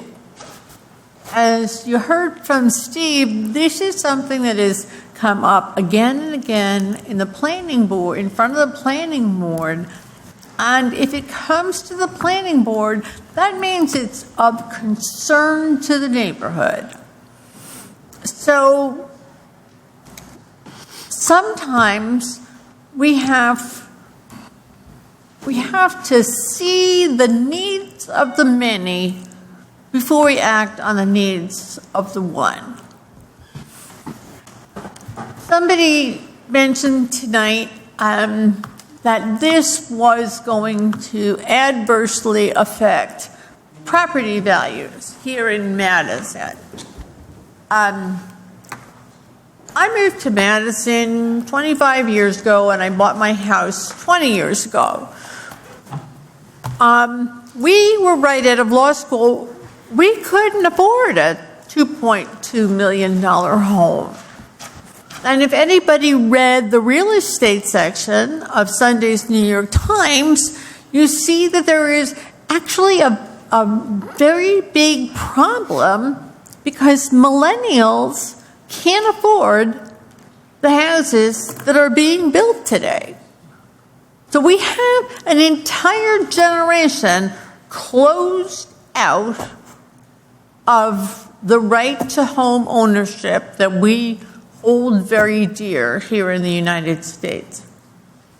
But addressing property values, I had personal experience of property values in the last 6 weeks.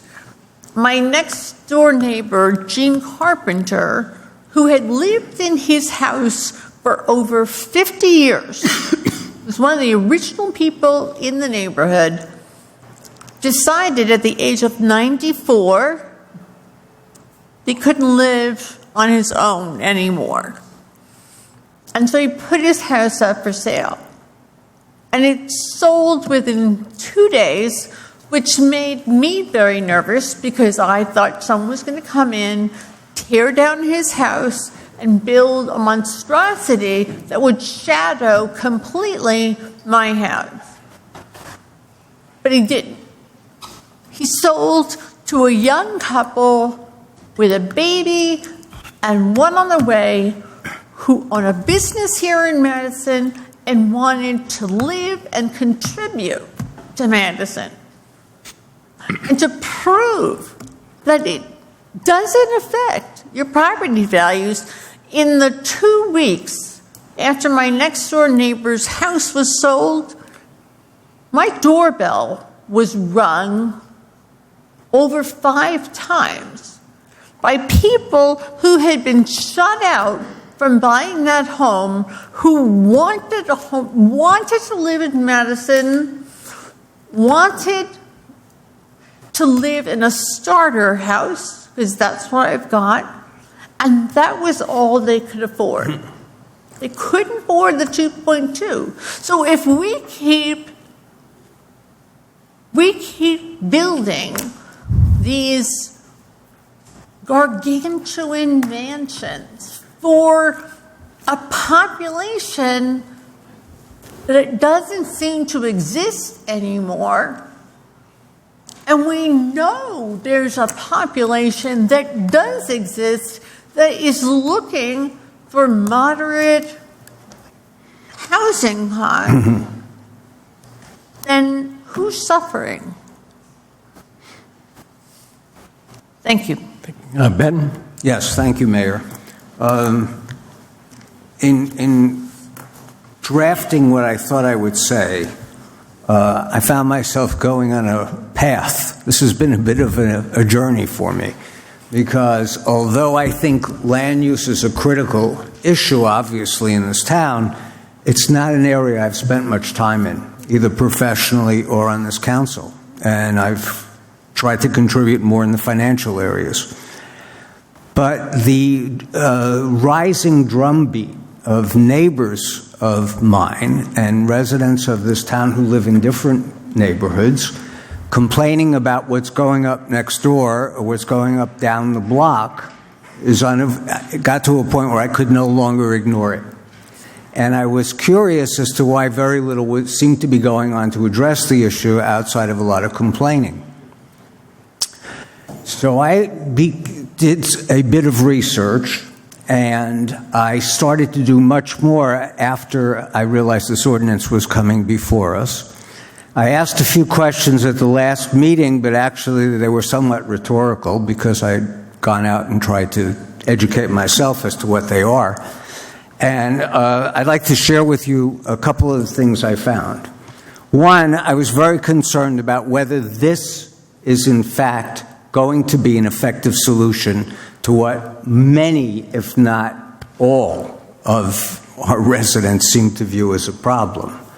Parenthetically, I would like to say that this is a problem that in some ways has been brought on by people who are objecting to this. I mean, there are ways to build beautiful homes on relatively small pieces of land that would blend very nicely into the neighborhood. I recognize quite well the economic effect of doing that, and there's always an economic incentive to build out to the extreme, and I appreciate that incentive as well. This is a complicated issue. At any rate, looking at trying to gauge the effectiveness of the proposed ordinance, what I discovered was that ordinances are not that simple to evaluate. They are complex. They are usually very levered, which is to say they're built one on top of another on top of another. And over time, ordinances change to reflect what's going on in the community. Is this the best way to go? I have absolutely no idea. And I could find nothing in the literature that pointed me in one direction or another. I will mention, and I was shot down after I suggested this, and it's already been addressed, but I did suggest that we take a careful look at FAR. And I recognize that it does have implications for what it means to get a variance in an environment that's controlled by that regulation. But I also have personal experience. I'm fortunate enough to own another home, which is in a town that is made up of very nice homes, quite small relative to the property, or you could say a lot of property relative to the house. And recently, 5 years ago, a couple of homes were built that were completely out of character. They were enormous, and they were on some of the smaller lots available in the town. The town's response, this is in New England, where citizen participation in discussions like this is anticipated, it's expected, it's almost required. The town came out en masse to discuss what to do, and the conclusion was that the only way to solve this problem was to set ratios of house footage to property size. Two things have happened in the last few years. One, no disproportionately large house has been built. And two, all our property values have gone up because people now know that they can move to this community and not have to worry about some of the things that you hear expressed in the discussions here. I'll also add that I have my own case in two things. One is this notion that somehow you don't grandfather people's homes when an ordinance is introduced. I don't know where that came from. I assume it has something to do with the fact that we're approaching an election. Because I have my own personal experiences. I bought a home in town that was about 80% of what I liked and what my wife wanted. And the additional 20% we added to that house. My house is non-conforming in the extreme. I have insufficient frontage on the street. I have problems galore with that house. I did not have to get a variance because it's an old house. It's been here since 1936. And I was not required of me to do that. So I looked at alternatives that have worked, and I did suggest FAR, and you can tell from the comments that a couple of people have made that I didn't get very far, if I can pardon the expression, and so I've dropped it. But I've dropped it only for now, because whether or not I serve in this council, I will always participate in the activities of this town, and I would like to believe that if we find the proposed ordinance that's on the table today doesn't accomplish the objective, that we would reconsider looking at something like FAR as a solution. The final and last thing I want to talk about is the economic impact. That's an occupational hazard of mine. There are two ways to look at this. One is, if you restrict in some way what can be built on a lot, that lot is no longer as valuable as it would have been had you left it unrestricted. The other way to look at it is to say that restricting building makes a community retain its character. And people move in because they know what the character is and they're confident that it's not going to change dramatically. The story I gave earlier in my own personal case. There is nothing in the economic literature that says one works more than the other.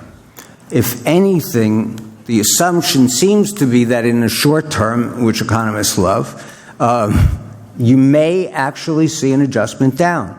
Not of any consequence, but, there. Will it be the same type of adjustment as when we talked about a $2.5 million house going to $2 million? I doubt it. I haven't witnessed that. People still want to move here, and they will still buy homes here, and it's not as if old homes will go unbought because they can't be changed. So I think the impact is more likely to be similar to the one I expressed earlier, which is over time, I think Madison will become increasingly attractive, and the value of homes here will increase, maybe even getting above $2 million again. It's kind of a high number to talk about in this context. And then the final thing I wanted to mention is one of the things we found very attractive about Madison, and it was mentioned in passing, is this is a diverse community. It's diverse economically, it's diverse socially, it's diverse in every aspect you can think of. And people are routinely being priced out of this town. They simply cannot afford to move here. Those people add something to the character of this town. We have people who lived here for 3 and 4 generations who have children who can't afford a house here and will break the family tie of living in Madison. I just, on a personal level, find that objectionable. I think we need to, the diversity of this town is what makes it appealing to many people, certainly makes it appealing to me. I lived in a very homogeneous community not far from here, and it was a pleasure to leave and end up here.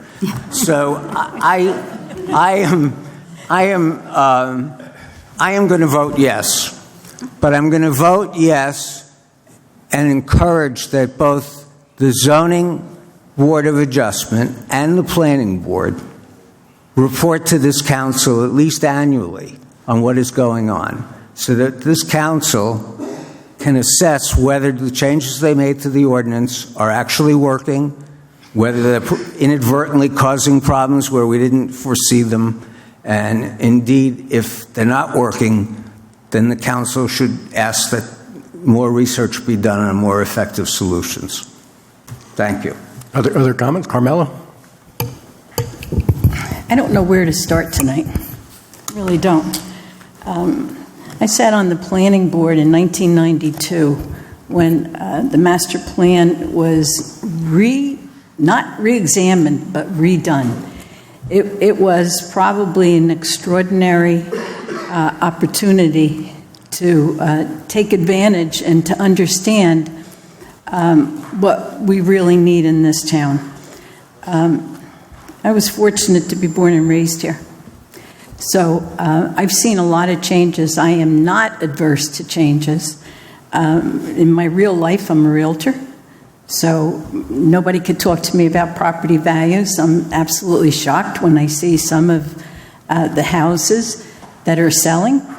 And they're not always the $2 million houses, but the lower end are getting more and more expensive. But one of the things that I learned by being on the planning board way back when, and then I had the opportunity to be on the planning board when I retired the first time, and it was a great opportunity to sit with people who actually have to go to school, have to take courses in land use, understand, and spend a lot of time. We have, I think, as a council, spent a lot of time thinking about this. You don't make these kind of decisions today about the residents and the homes of people. You don't take that lightly. I don't take it lightly. I know exactly what has been happening here. Some of it is good, and some of it is not. I looked at this ordinance, and I had lots of conversation about it. I was lucky enough to have enough experience sitting on the planning board that I could understand a lot of it. I am grateful to the planning board that they spent as much time these last couple of years and thought about what is happening to our neighborhoods. I talk to a lot of people in the course of the day. I talked to a lot of people in the course of this past year. When I was running for council last year, we did a lot of door knocking, and people were there were so many people that said, please, what are you doing? Why are you overbuilding? Why are you doing this to our town? We don't like it. Okay? People that were concerned about what was happening to their neighborhoods. People love to live here. I think it'll continue. I will say that I will vote yes on this ordinance because I don't take this lightly. I think it's an important piece of legislation that we need. And I agree with Ben that we have to spend the time and find out exactly how this ordinance is working. Ordinances can be amended eventually if that is what needs to be done. But we have a great bunch of people. These people on the planning board are volunteers. They spend a tremendous amount of time. Like I said, they've gone to school. They've done a great, they go out and they look at the properties and whatever. So you have to give them the right to say, hey, listen, council, you know what, this is needed. And I think I put my trust in all of them to say, maybe this is not working later on, and we look at it again. I'm not adverse to, like I said, change. But this is a wonderful town. I think anybody who lives here is, very, very grateful. And people move here because of what this town is. They move here for the neighborhoods. They move here for the baseball fields. They move here for the schools. They move here for the community, and they move here for the volunteerism. So, I think I'd like to commend all the planning board members for working so hard, and Susan for all of your hard work on this as well. And my vote will be yes. Other comments? Go ahead. Sure. Yeah, I'll let John, and then Pat. And then we'll close it off. Okay. First of all, I want to thank the 3 planning board members who reached out to me directly, 2 of which are sitting here right now and the 3rd one in the audience. Thank you very much for that. They took a lot of time to share with me where this came from, why it came, why it's where it is, what the problems were, and what their recommended solutions are. So I thank you very much for that. I also want to admire the passion and commitment of the people who have spoken here tonight and who are involved in this problem. The comments I'm about to share are neither personal nor political in any way, shape, or form. Please understand that first. I'm the rookie here, okay? I'm a freshman council member, so there's a lot in what I'm about to say that I think I need. A well-informed council is the basis for a sound decision-making. Well-informed council. The council members were given a preview of the ordinance on April 9th. Just that, a preview. And I believe an inordinate degree of knowledge of the council members was assumed, or it is also possible the planning board thought the proposed changes to the ordinance would be a slam dunk, and they didn't need to go through an extensive presentation. To educate council members and ensure changes are understood, it would have been beneficial to have comparative illustrations, photos, or even computer-assisted designs shown to us. Even the Summer Hill Park vision was presented to us using PowerPoint, as was the borough budget on many, many occasions. I believe each applicant coming before the planning board uses schematics, photos, maps, drawings, all kinds of things to present to you so that you understand what's going on. That's important. The rationale, assumptions, goals, impacts, and effects should have been explained. It would have been helpful to have these comparisons with other municipalities as well, similar municipalities. I know you said that you did compare them, but you didn't share that with us, so I didn't know that. Alternatives should have been identified and explained with pros and cons for each. Members of the planning board receive land use training. Council members do not. The planning board was working for this for now I find out many years. I was originally told over a year, but now I hear it's many years they've been working on this. A few hours of that year could have been taken to properly prepare to present this to the council. I was informed that these changes are minor or de minimis. Why then did it take over a year to develop the ordinance? And why then the urgency to have it a first reading and then delay a normal second reading? If the changes are so minor, why the extensive discussions over the past few weeks and tonight? I have read every single letter, memo, email, Facebook, everything. I've read it all, okay? And basically my comments are consistent with the past 3 weeks. I haven't changed very much at all. I was told to have faith in the planning board. I can't vote as an elected council member based on faith. I need to be informed and understand what's being proposed. Okay? For the most part, I believe the ordinance will place some degree of undue burdens on the developers, builders, and homeowners. In some cases, potential homeowners will seek to build or buy elsewhere. Street-facing, front-facing garages don't seem to make sense. There are over 40 cul-de-sacs in Madison.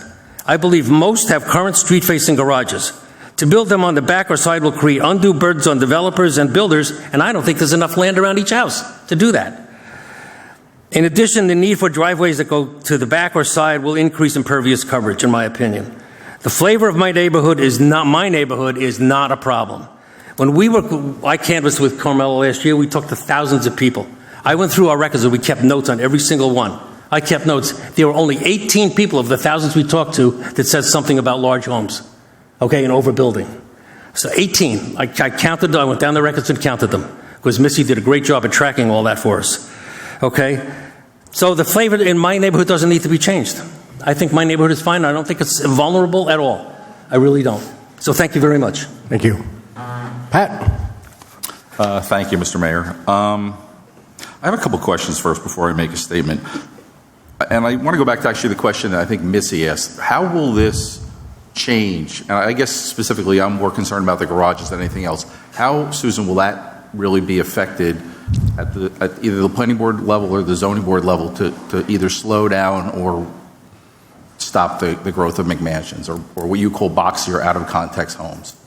So what the garage does, okay, so you have the R1, R2, has the issue of front-facing garages would not be permitted as of right. You still have an attached garage, but you access it from the side or the rear, or you can have a detached garage. And don't forget that in the R1 and R2, there are many neighborhoods that were originally developed with detached garages and still have detached garages. In the R3 and R4, what it would do is put some relief between the garage itself by pushing it back a few feet so it's not on the same plane as the rest of the house. No, I understand what the intent is, but you're still going to get a lot of applications for people saying the slope of my property, R1 and R2, I believe a front-facing garage is also not prohibited on the side of a house if they have, they're on the corner.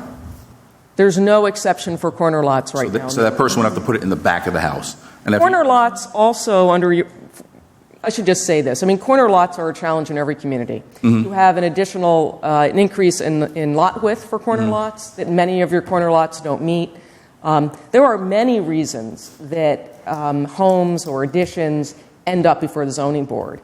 Many applications trigger more than one variance. If I had to guess, most zoning board applications are already in a variance condition for something else. Okay, so I come before I come before the zoning board and I say, I want to build a house in a neighborhood. It's a tear down. Whatever the neighborhood is, let's say it's around the corner for me. It's a series of smaller ranches, but it's on the side of the hill. I want to put the garage on the front, under the house. What is the zoning board going to do with that? What the zoning board would do is evaluate it under either the C1 or the C2 provisions for variances. Okay? Under C1, hardship has to do with the shape or topography of properties. So where you have irregularly shaped lots, and you do have lots in certain neighborhoods that are irregularly shaped and that have some steep slopes and or are significantly undersized. Those properties now are a challenge for almost all new development on them. Okay? So what would happen is this would be flagged in addition to, I suspect, other conditions that would require variances. Those variances would be argued, you can argue them one of two ways. If a property is undersized, irregularly shaped, sometimes you have properties that don't have parallel side yards. Okay? Generally, I would make a hardship justification for that relief. But you can also make what's called a C2 justification, which is that you're presenting a better overall design for that particular property. And so you have two choices about how to argue a C or bulk variance in a situation like that. I will say, having sat with the zoning board for many years, that I think they do a very good job of listening to those justifications, of asking appropriate questions, and making decisions about whether they think the proposed design is in fact a better design, if it's a C2 variance, or if there's true hardship because of the nature of the property. But in the case of South Oak, was there anything other than the garage that was an issue? I'm not sure what you mean by issue. Was it a variance? Did you need variances for anything else other than... I'd have to take out the whole... Honestly, I deal with a lot of applications. It was a subdivision in a neighborhood that minimum lot width, they were creating... All the properties in that neighborhood were not up to zone. And so they had a good argument with the fact that it was a subdivision creating a substandard lot by zone, but a standard lot by neighborhood. And so they got their subdivision based on the fact it was matched in neighborhood, and they got to do a front-facing garage.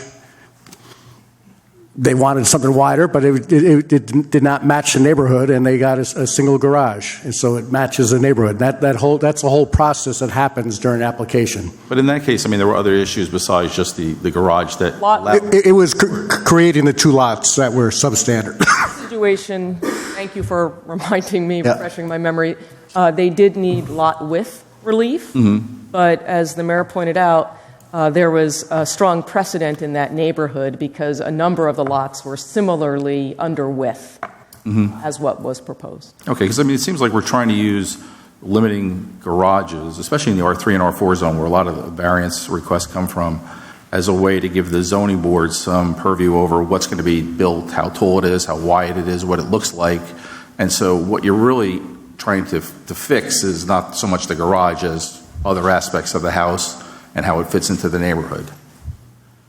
I'm not trying to fix, or I'm trying to, at a higher altitude, think about the concerns that the planning board has expressed and the concerns that are expressed in your master plan about infill development. Okay. And generally, as you point out, they fall into two categories. Sort of the scale or massing of a home, and then other elements that can contribute to character. Okay. And so, it's not so easy to pull each part of the ordinance apart and say this one does this and this one does that, because as another council member, Mr. Wolkowitz, pointed out, the ordinance is layered, and to look at a particular property, you're looking at the way that various definitions work together. And developers make choices about these things. They're going to look at a piece of property. Hopefully they look at the ordinance, and they're going to make choices about, quite frankly, which variances they think they can get and ask for, which ones they choose to comply with. I can only tell you that my experience sitting with the planning board is that it's often been particularly challenging to negotiate with applications that are variance-free under your current ordinance, but are out of scale and character with the neighborhood. I think that that has been a significant challenge. We have no basis on which to have a discussion about these. And I understand that, but I'm saying that in many respects, I don't think this ordinance addresses that. It doesn't really talk about scale or any of these things. It's simply, a lot of it just talks about... Let's try to, I think we're getting a debate going here. We're getting a late hour. Just get the questions answered, and then if you can make your comments related to... Let's go through the other couple of questions. I didn't actually realize it. Is a 14-foot garage a one-car garage? It's an oversized one-car garage. So we're now going to limit in R3 and R4 zones only single-car garages if it's front-facing? If it's front-facing. Without a variance? That's correct. Really? Okay. So that's also, there's a lot of neighborhoods, especially where there's splits, where there's two-car garages under the house that are front-facing? And those can remain. Okay. They can... No, I understand they can remain. I know, but okay. You're asking me leading... So either ask me a specific question. I don't want to get into a back and forth. I don't think it's productive. So. Councilwoman Bailey referenced the memo we got from Sal Ferry, and he did say that floor area ratios he thought were difficult to work with. He did propose something else I think he called dimensional requirements. Have we looked at that at all, and how complicated that is, or not? One of the things that the planning board has looked at is a sliding scale of coverage. They've also looked at, or we've thought about, disentangling. Your coverage right now regulates only principal coverage of your principal structure, which is kind of interesting and a little bit unique. So there have been various discussions. The challenge with the sliding scale on coverage is that it tends to be less liberal for larger properties than what you have now. And so I've worked with ordinances that have the sliding scale, and it does tend to limit. So it's not a linear relationship.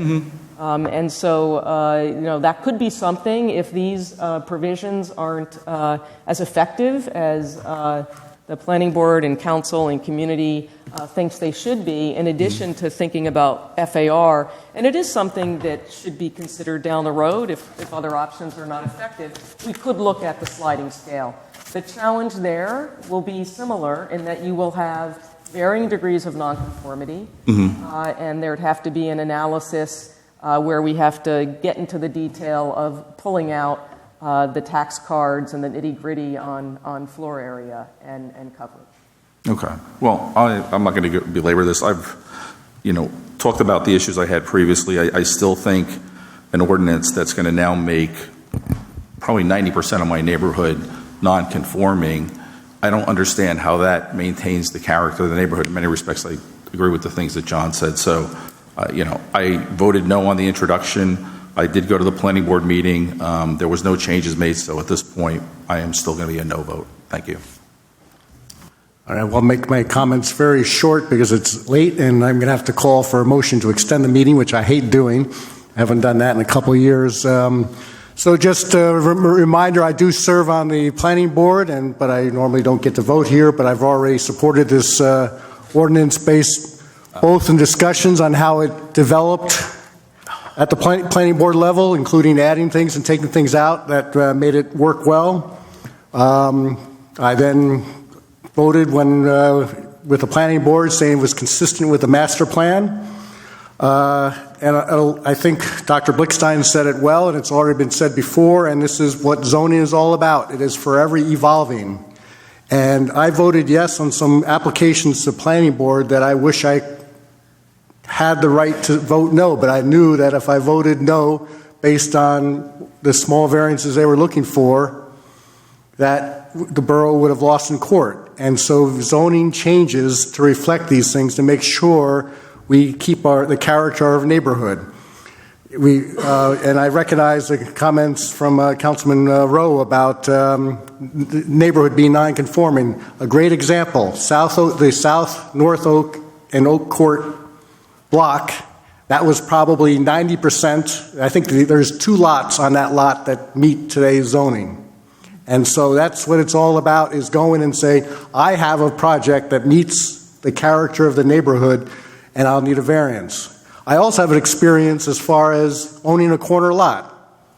Anyone who owns a corner lot, you want to do anything with your house, chances are you're going to the zoning board. I represented myself long before I ever sat in this room and got through in one night because it was, again, in the character of the neighborhood. Taking a ranch house at that time and converting it to a colonial that matched the neighborhood. I was able to present that case with my little bit of planning land use at that time experience and get through. So if I were to vote, I would be voting yes, as I did at the planning board level. And that's the end of my comments at this late hour. So I will ask for a roll call vote, please. Mrs. Vitale? Yes. Ms. Bailey? Yes. Mr. Wolkowitz? Yes. Mr. Rowe? No. Ms. Byrne? Yes. Mr. Hoover? No. I declare ordinance 26-2018 adopted and finally passed. I ask the clerk to publish notice thereof in the newspaper and file the ordinance in accordance with the law. And before we go on to ordinance 28, regretfully, I do need a motion from the council to extend beyond 11 p.m. How much time would you like, Mr. Mayor? I think 15 minutes should do us. I move we extend the meeting till 11:15 tonight. Do I have a second? Second.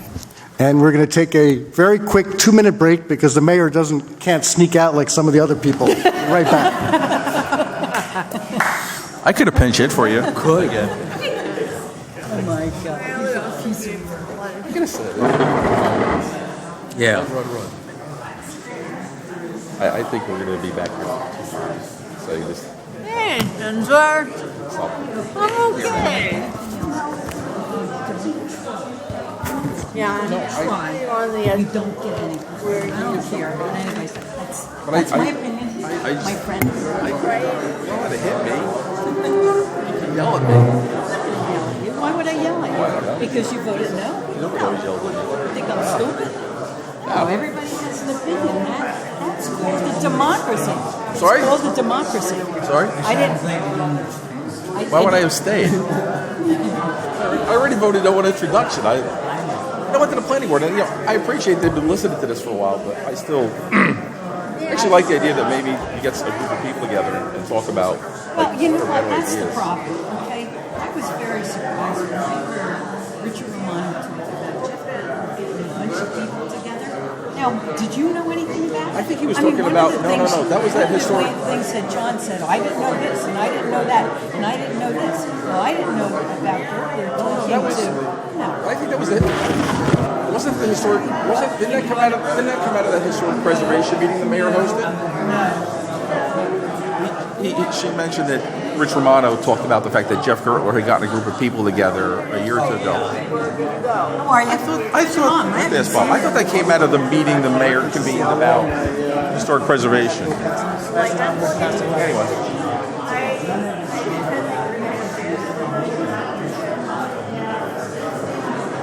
I think it was the town hall meeting we did around. We did a town hall meeting, and then Jeff pulled together a couple of focus groups. Pulled together some architects. Yeah. So it was not an official committee, but it was a. All right. No, but it was. Yeah, no, but it came out of the town hall that Bob convened about, yeah.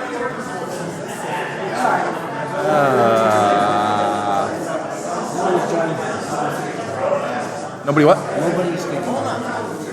Osprey's right outside the door.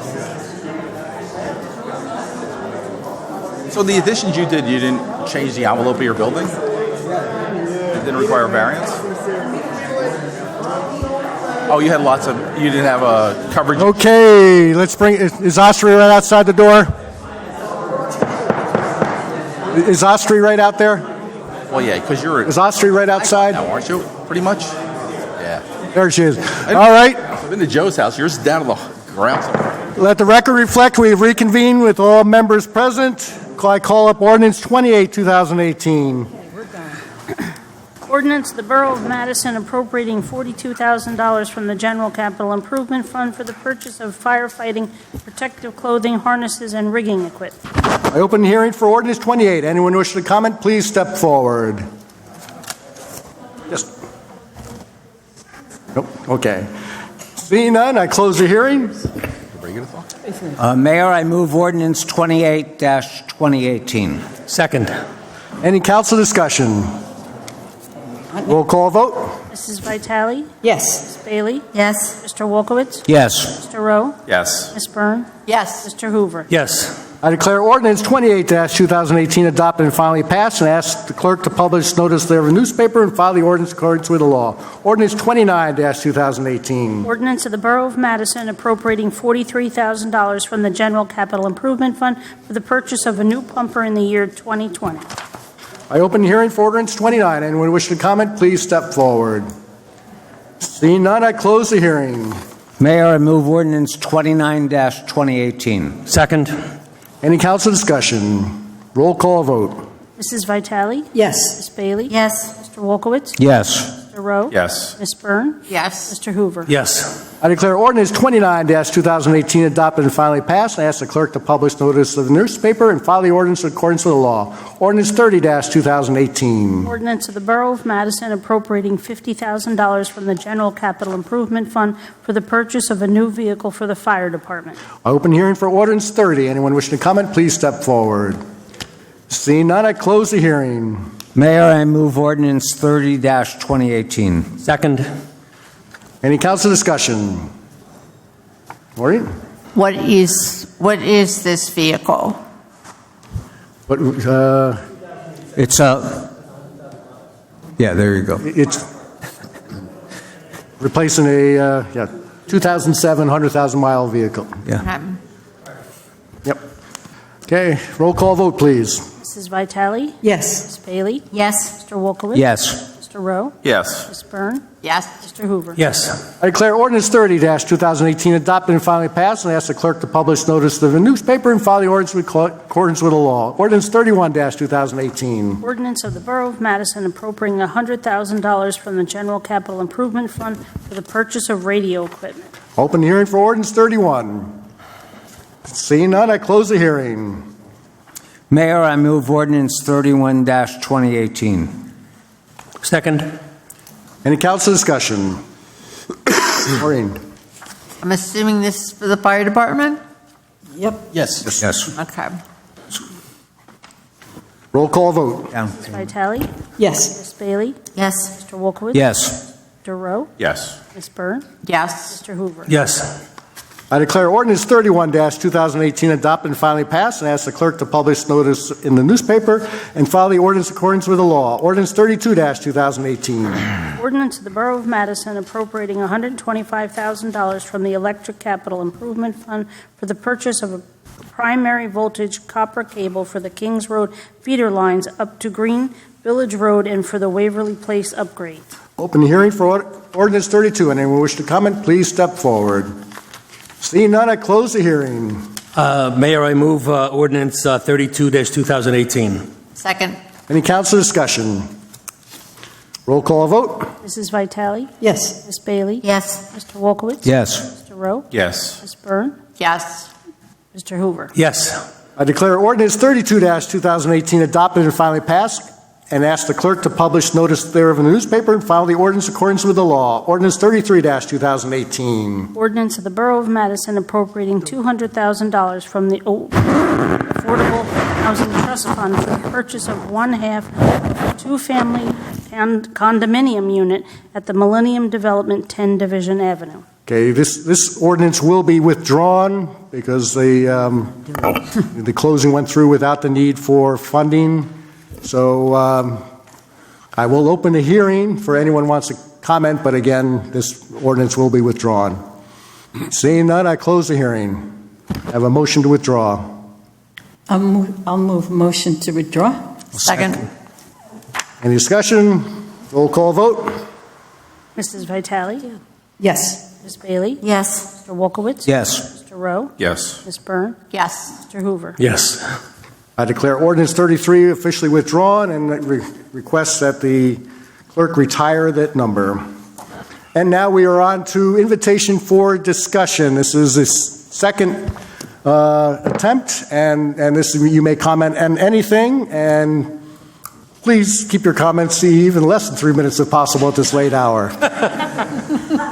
But we will follow the same rules. I will give you a warning at 30 seconds. at the 3-minute. It's not going to be easy now. You know, I have to say that I really am disappointed that that ordinance couldn't be given some more consideration. And I want to clarify that what Ms. Blixstein was saying, that the building lot size, the buildable lot size will not change, is incorrect. Because once you change the setbacks on the second floor, you cannot build as large of a second floor on your house. So you will reduce, you have just reduced the buildable lot size, the buildable house size on a lot by voting for that ordinance without any more discussion. For the planning board to think that they know what's right for this town by supposedly everybody in town has been complaining about McMansions. I don't know as many people as you do. Let's say that. Let's say you all know more people than I do. I haven't heard anybody talk about it. John heard 18 people when he and Carmela. Did you hear people other than John heard? You know, Carmela, please. Mayor, give people 4 minutes to discuss such an important ordinance change is an insult. And it doesn't really show that you do care what the residents think. Meanwhile, everybody else got to talk for over half an hour, right? So you think that that's adequate amount of time for a resident to express their feelings? And as I started my original discussion with you, I think that this does have some merit and it should be considered more thoroughly. But for you to give somebody 4 minutes to discuss it, and then the planner comes up, a few things that she said were wrong. Quite a few things. But would you know? No, you didn't. You wouldn't know because you didn't include anybody from the community who might know. So we have her perspective and her professional experience. Ben is saying here, well, we don't want to price people out of the market. Well, you know what? The prices in the market are driven by the market. You don't all of a sudden tell somebody, we're going to restrict what you can build in your house because we want other people to be able to come in here and afford homes. I get it. I want people to be able to afford to come here too. When your house goes up for sale, I want to see any of you price your house 20% lower so that somebody else can come and afford to buy your house. Okay? Just do it voluntarily if that's your direction. But we should tell people that we want to keep their house values where they are. Whatever the market drives, it drives. Anyway, that's not why I got up, Mayor. But I really want to say that I wish that we would have given it some more time. And to change it in the future, I doubt it will change, honestly. It will take a very different council for them to reopen that. I wanted to get up and talk to you about a merchant employee parking meeting that was recently put together by you and Ray and a few other people in town. And it did have some discussion about the parking challenges that we're having. 1 minute, Tom. All right, see, there you go again, Mayor. You really cannot hear what the residents are concerned about by telling me to talk for 4 minutes. I just want you to know that. So I'm going to continue to complain about it because it's really not appropriate. Okay? If you all can talk a lot about some things and residents come up, I understand. Tom, you're using your time. That's okay. Then you'll kick me out. and you won't hear what I have to say, but what I have to say is important. But if you don't care about it because you want to go home now, then go. It's no problem. I'll come back at the next meeting. Well, I'm telling you what I'm talking about is important. And by you cutting me short, you're not doing a service to the borough. Thank you. I will, Tom, you and I can talk, but I need to be consistent with the time period. First off, the 4-minute limit, the Open Public Meeting Act is designed so that people can come and observe the council conducting business in an open forum. The 4-minute limit, most councils have limits on the time. It doesn't preclude residents from meeting with the mayor or council people outside to have a longer discussion on issues. The reason that they have 4 minutes or 5 minutes or 3 minutes is so that business can be conducted. We're now at 11 o'clock at night and we still have things to get done. So it's very standard. It is permitted by law. And I would recommend that, and I've recommended to you throughout my tenure here, that you enforce that rule strictly. You can't relax it for some and not for others. Thank you. Hello. My name is Allison Johansson. I reside at 63 Shady Lawn Drive, and I thought tonight's discussion was pretty appropriate considering what some of my fellow residents and I are here to discuss. You will see my name and signature on the petition that Virginia Hicks submitted requesting that the Planning Board deny all variances for Fairleigh Dickinson University's proposed athletic field that they're developing on Madison Avenue. And I want to give you a brief synopsis of why. The placement of this track, located from many of our properties exactly 50 feet from the property line, which is the current zoning regulation, just within that zoning regulation, significantly alters the character of our neighborhood. Your 1992 master plan calls for a 250-foot buffer for university facilities, which seems more appropriate. And your plan re-examinations in 2004 and 2011 both expressed concern with regard to recreational fields that share property lines with residential areas. The master plan specifically mentions the impact on neighboring residences regarding noise, lights, and traffic. This situation encompasses all of those concerns, but this time we're not talking about Chatham or Kruger Field or Florham Park. We're in your backyard. We're in Madison. And while Shady Lawn residents are accustomed to a certain level of noise from Madison Avenue, the current existing soccer field, planes from Morristown Airport, and New Jersey Transit, we do have a large forested buffer which helps significantly to decrease the decibel level in and around our homes. FDU's plans call to remove vast amounts of mature trees, making all of the noise rise and bringing clear sight lines to their track and field, again, 50 feet from some of our homes. FDU has no logical plan for parking. When a baseball game and lacrosse are happening at the same time, where's everybody going to park? I think you should consider Madison High School as an example. Look at the neighboring streets filled with cars. People would rather park closer to the event than park on the opposite side of the school and walk further from the event. No one is going to wait in line for a shuttle bus, as FDU plans to propose. FDU plans to place a 5-foot berm to act as a buffer with sparsely planted trees. My first floor, including my outdoor deck, are well over the 6-foot fence dividing our property lines. This buffer will do nothing to shield my privacy from the sight and noise that's going to be about 50 feet away. Additionally, the berm, in my opinion, does not follow the zone ordinances for landscaping. FDU has lacked transparency to both the residents and the board in their intentions. They have presented you with an apple when in fact they're building an apple orchard. I have reviewed the minutes from the February meeting where Mr. Frick from FDU provides both conflicting and vague responses regarding lights, the increase in the 1 minute. Fields, and parking. I would encourage all voting members of the planning board to take a drive down Shady Lawn. As you drive up the street, look to the left above our homes. Most of these large green trees you see behind our houses will be gone if you allow this project to pass. Please do not. If you do, you seal the fate of more trees, as they'll eventually need parking, bathrooms, more bleachers, loudspeakers, and lights. Once again, I would encourage you to review your master plan, which I'm assuming is your vision for Madison. This this plan of FDU does not reflect what the Madison master plan is. And just to discuss what Maureen said earlier, please consider the needs of many versus the needs of one. Thank you. Thank you. So you've got two planning board members here, and we will share those comments with the full planning board and encourage you to attend the next meeting.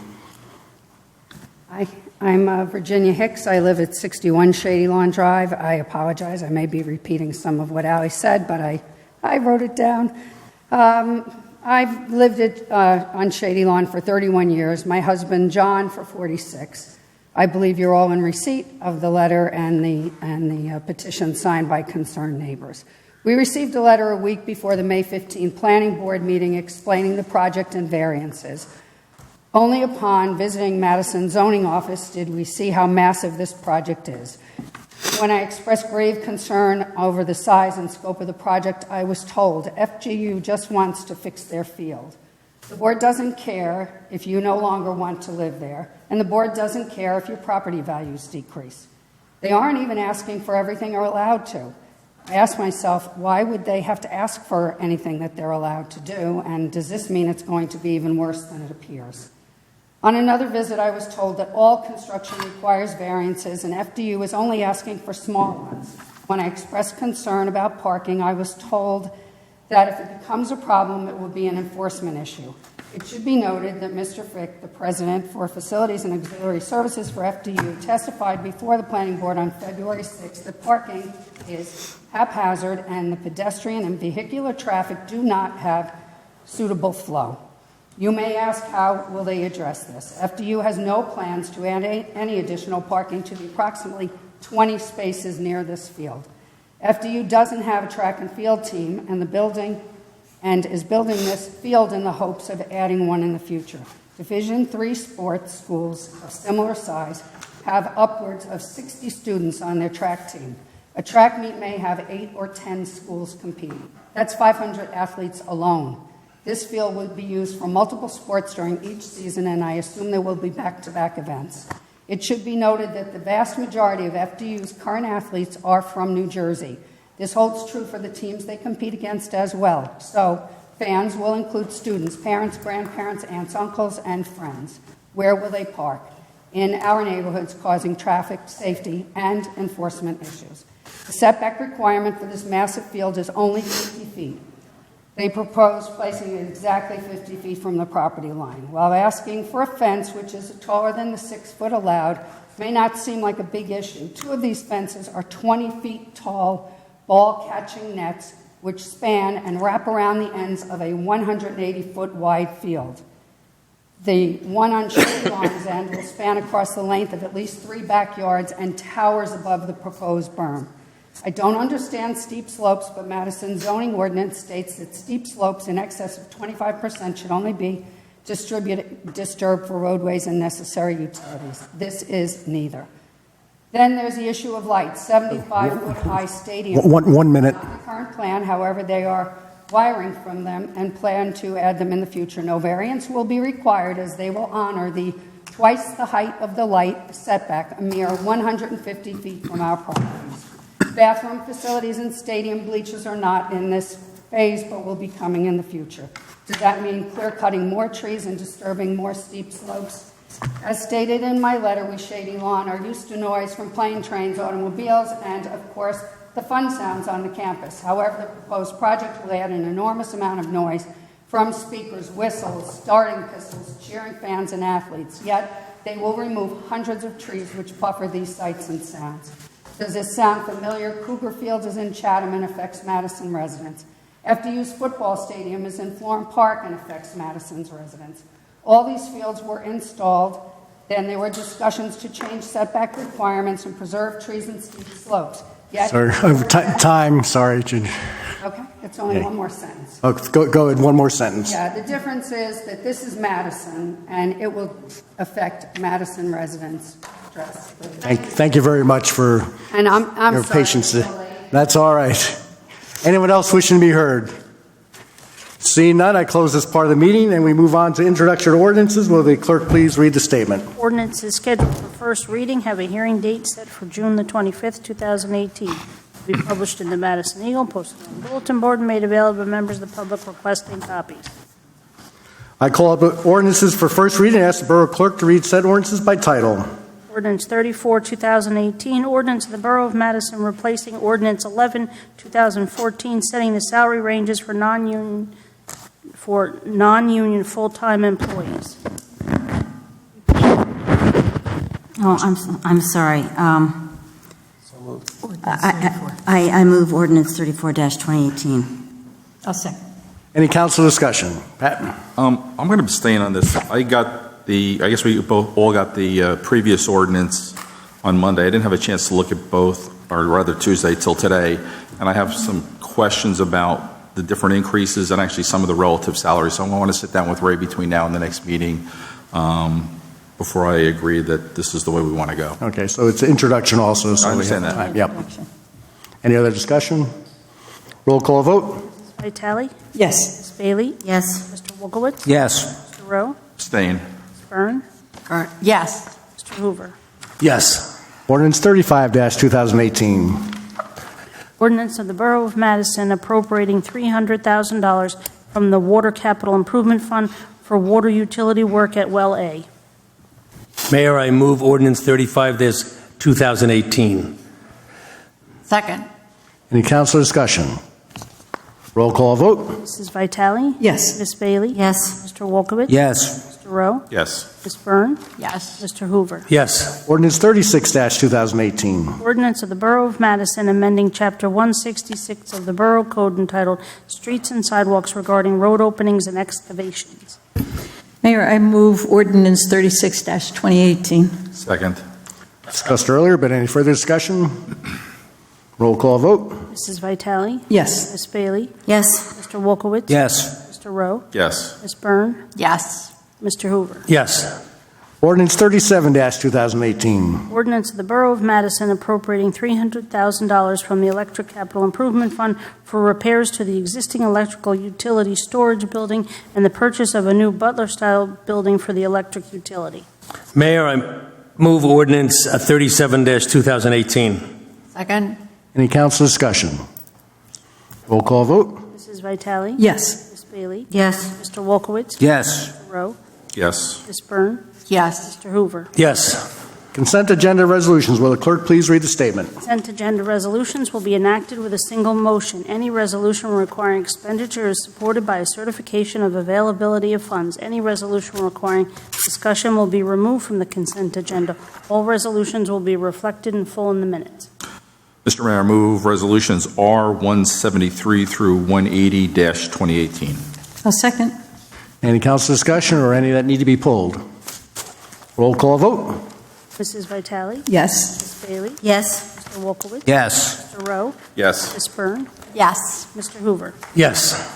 There is no unfinished business. Approval of vouchers. Will the clerk please read the voucher? Current fund, $6,204,631.84. General Capital Fund, $351,056.54. Electric Operating Fund, $674,589.01.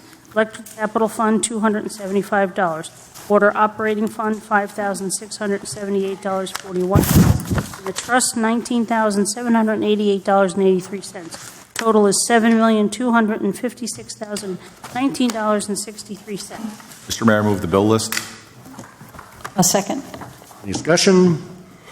Roll call vote. Mrs. Vitale? Yes. Ms. Bailey? Yes. Mr. Wolkowitz? Yes. Mr. Rowe? Yes. Ms. Byrne? Yes. Mr. Hoover? Yes. There is no new business. Are you sure you want to adjourn? I move that we adjourn. Thank you. First we have All in favor? Oh, you did it. 11:14. All right. Yeah, 11:14. I got 11:16. I got 11:16. I was going to move that we extend the meeting. Actually, Bob, I have 17. Star Trek? Okay, Maureen, let's go. Yeah.